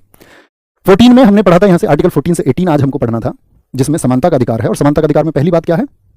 समानता का अधिकार में पहली बात हमने पढ़ी कि राज्य जो है सबको, कानून जो है सबको समान समझेगा, सिर्फ विधि के समक्ष समता, कानून के लिए सब समान, ब्रिटेन से हमने सिद्धांत लिया। लेकिन परिस्थितियां सबके लिए अलग अलग होती हैं, जैसे कि एक स्वस्थ पुरुष और एक विकलांग व्यक्ति की एक जैसी कंडीशन नहीं है तो दोनों पुरुष ही, लेकिन एक विकलांग है और एक स्वस्थ है, तो थे तो दोनों पुरुष। तो आप कहेंगे लिंग के आधार पर भेदभाव मत करो, पुरुष पुरुष एक जैसा ट्रीट होना चाहिए, लेकिन उसकी स्थितियां तो अलग हो गई ना, क्योंकि वो विकलांग है। तो समान परिस्थितियों में समान व्यवहार, विकलांग विकलांग के लिए एक जैसा व्यवहार, विकलांगता भी 50-50% है, दिव्यांगता, तो उनके साथ एक जैसा व्यवहार, यानी समान परिस्थितियां। ये हमने अमेरिका से लिया। समान परिस्थितियां कौन बताता है? ऐसे भी समझ लेना, समान परिस्थितियां बना के पूरी दुनिया में रखना चाहता अमेरिका, सही मायने में तो नहीं चाहता, लेकिन याद करने के लिए रख लीजिए।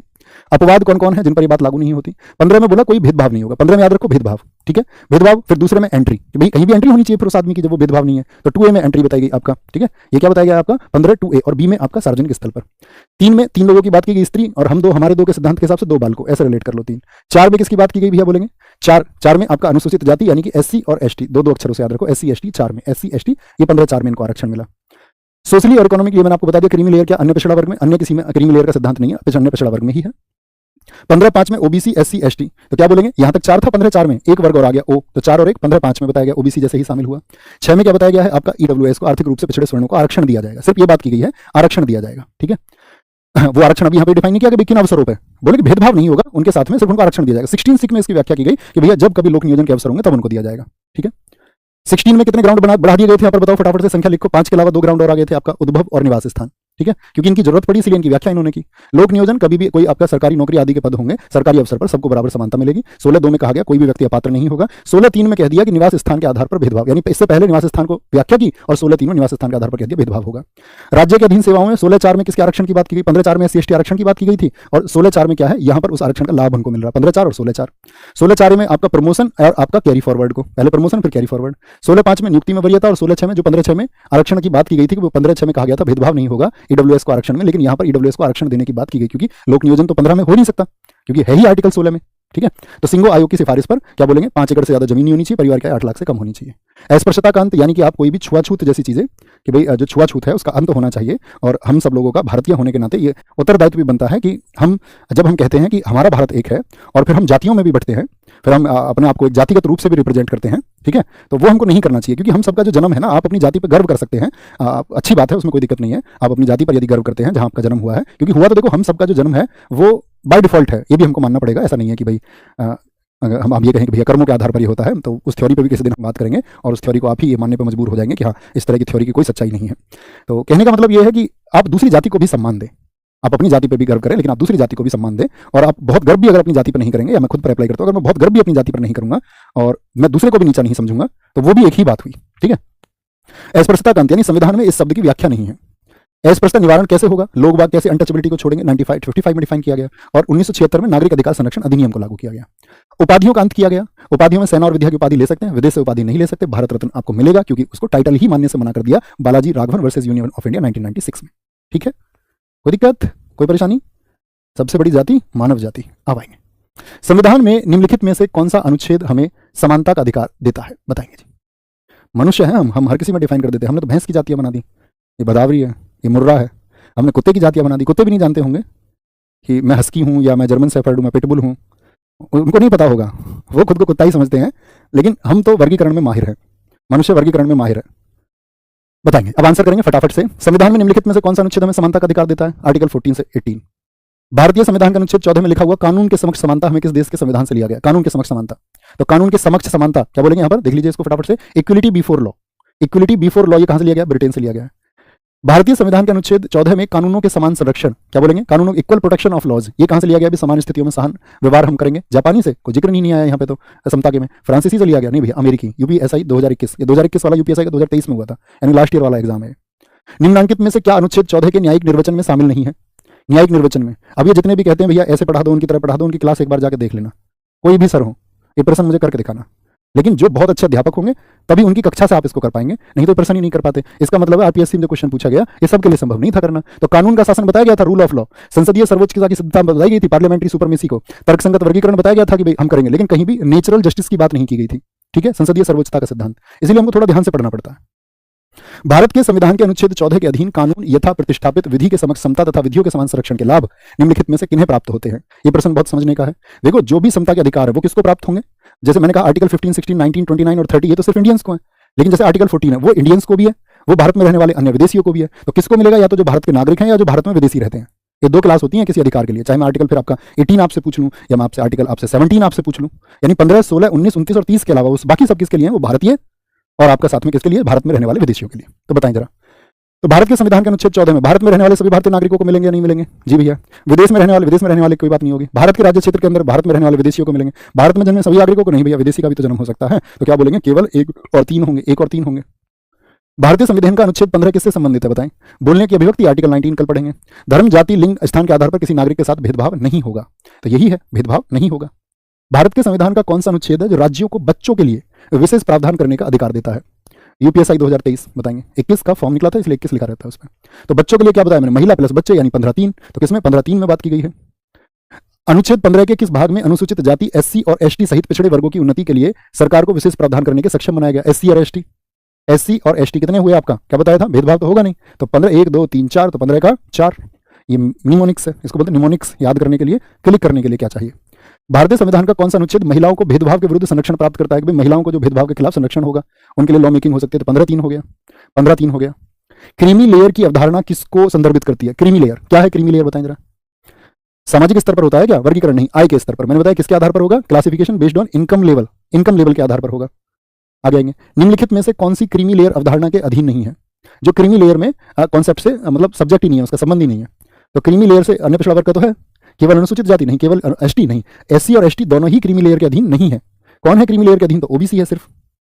उस समिति का नाम बताइए जिसे ओबीसी के बीच क्रीमी लेयर की पहचान करने के लिए नियुक्त किया गया था और आपका 1993 में अपनी रिपोर्ट प्रस्तुत की और उसे स्वीकार कर लिया गया। तो 1993 में कौन थी? आपका रामनंदन समिति थी, यानी ऑप्शन सी सही हो जाएगा, 1993। अनुच्छेद 15 के किस भाग में आपका सार्वजनिक मनोरंजन के लिए दुकानों, सार्वजनिक भोजनालयों, होटलों और महलों तक पहुंच को सक्षम बनाया गया, यानी आपको एक्सेस दिया गया, access to shops, public eateries, restaurants, hotels and all. तो ये किस में बताया गया था? सेक्शन 15(2) में, 15(2) के ए में। और उसके बाद में आपका क्या था जो सार्वजनिक स्थल थे? 15(b) में। आर्थिक रूप से पिछड़ा वर्ग ईडब्ल्यूएस को आरक्षण प्रदान की करने हेतु किन अनुच्छेदों को सम्मिलित किया गया? भाई ईडब्ल्यूएस को आरक्षण देना है तो पहले तो उसको क्या करना पड़ेगा? भाई उसको बोलना पड़ेगा, इसको स्टेट जो लॉ बनाएगा उन पे को क्या बोलेंगे? स्टेट को आपका रोक नहीं होगी, मतलब स्टेट को आप रोक नहीं सकते हो। तो इसके लिए पहले आर्टिकल 15 में जोड़ना पड़ा इसको कि भाई भेदभाव नहीं होगा, ठीक है, क्योंकि भेदभाव की बात तो वहीं पर की जा रही थी ना आपका। तो फिर आपका क्या किया गया उसके बाद में? जब लोक नियोजन की बात आई तो 16 के 6 में, तो 15(6) और 16(6). हिमाचल प्रदेश पीसीएस में पूछा गया। नवंबर 2022 में सर्वोच्च न्यायालय ने ईडब्ल्यूएस कोटे को 10% आरक्षण को बराबर बनाकर रखा। तो जो 10% आरक्षण है वो किस आयोग की सिफारिशों के आधार पर दिया गया था? तो सिंघो कमीशन। अब देखो कुछ नहीं है, ये अभी जुलाई 2024 में पूछा गया। अपने वाले गुरुजी पढ़ लेना क्लास। आर्थिक रूप से कमजोर वर्ग ईडब्ल्यूएस श्रेणी के तहत केंद्र सरकार की नौकरियों में 10% आरक्षण उन व्यक्तियों के लिए उपलब्ध है जिनकी पारिवारिक आय कितनी है? ईडब्ल्यूएस के लिए पारिवारिक आय कितनी है? 8 लाख। सीपीओ।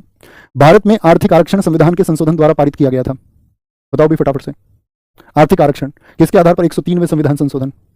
भारत में आर्थिक आरक्षण संविधान, ये तो वही क्वेश्चन हो गया। संविधान का निम्नलिखित में से कौन सा अनुच्छेद है जो किसी भी जाति के उम्मीदवार को सार्वजनिक रोजगार के किसी भी अवसर के लिए आवेदन करने का अधिकार देता है? बताएंगे जी साथी।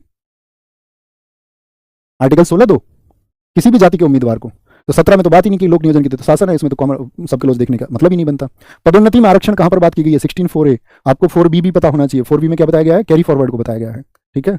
आपको ये दिखाना है इन फ्यूचर कि आप कितने अच्छे से पढ़े हैं। वो मतलब बुद्धुओं वाली फौज तैयार नहीं करनी है हमको।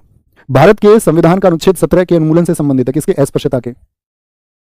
हमारे जो छात्र होंगे वो बौद्धिक होंगे, बौद्धिक इंटेलेक्चुअल्स। भारत संविधान में अनुच्छेद 18 के संदर्भ में निम्नलिखित कथनों पर विचार करिए। भारत का कोई भी नागरिक विदेशी राज्य से उपाधि प्राप्त कर सकता है? नहीं भैया, नहीं कर सकता है, राष्ट्रपति की परमिशन के बिना। बालाजी राघवन बनाम संघवाद 1996 में सर्वोच्च न्यायालय ने यह अवधारित किया कि पद्म भूषण, पद्म विभूषण, पद्मश्री उपाधियां कहा गया था क्या इनको? इनको उपाधियां नहीं है कहा गया था, टाइटल्स नहीं है, मगर यह पुरस्कार समानता के अधिकार का उल्लंघन करते हैं। तो कोई सा भी ठीक नहीं है दोस्त, ना तो एक ना दो, ना तो एक ना दो, ठीक है। अब मेरा क्वेश्चन आप सब लोगों से एक है, अगर आपने क्लास को बहुत ध्यान से सुना था तो आज का होमवर्क आपको देते हैं और कक्षा के बाद में जितने भी साथी देखें तो प्यारे दोस्त जरूर आंसर करना और लिखना। मैंने आपसे कहा था एक चीज मैंने आपको कक्षा में बताई थी, अभी नहीं लिखना है, बाद में लिखना। पद्म पुरस्कारों की शुरुआत कब हुई थी? और ये होमवर्क देने का अर्थ पता है क्या होता है? इसका अर्थ होता है कि कितने बच्चे अवेयर हैं, आपके सुझाव, आपकी बातें, शुरुआत कब हुई थी। आपकी बातों का साथी सिर्फ इतना अर्थ होता है कि जब हम और आप दूर हैं तो हमारे और तुम्हारे बीच में मैं उम्मीद करता हूं कि मेरे शब्दों से आपको ऊर्जा मिलती होगी, तो मुझे भी जो ऊर्जा मिलेगी ना, ये क्रिया प्रतिक्रिया का नियम है, कभी फिजिक्स पे पढ़ाएंगे तो समझाएंगे कि ये दोनों चीजें क्या हैं, आपका प्रतिवर्ती हैं। तो आपके शब्द हमें ऊर्जा देते हैं, उसका वही अर्थ होता है कि आप अपने शब्द हम तक, अपने जो भी सुझाव हैं वो जरूर भेजते रहिए, उसी से जुड़ाव महसूस होता है और उससे बहुत ऊर्जा मिलती है आपके शब्दों से। तो ख्याल रखिए अपना बहुत सारा। मिलते हैं कल हम आर्टिकल 19 से 22 के साथ में। थैंक यू, नमस्ते, जय हिंद, जय भारत। लिखना मत भूलना। कक्षा आपको समझ में आ गई, सारे पॉइंट्स क्लियर हैं, अब कोई दिक्कत नहीं होगी। एक बार पढ़ेंगे, अंतिम बार पढ़ेंगे, और मैं एक ही बार पॉलिटी पढ़ाऊंगा और अंतिम बार पढ़ाऊंगा, ठीक है। नमस्ते, जय हिंद।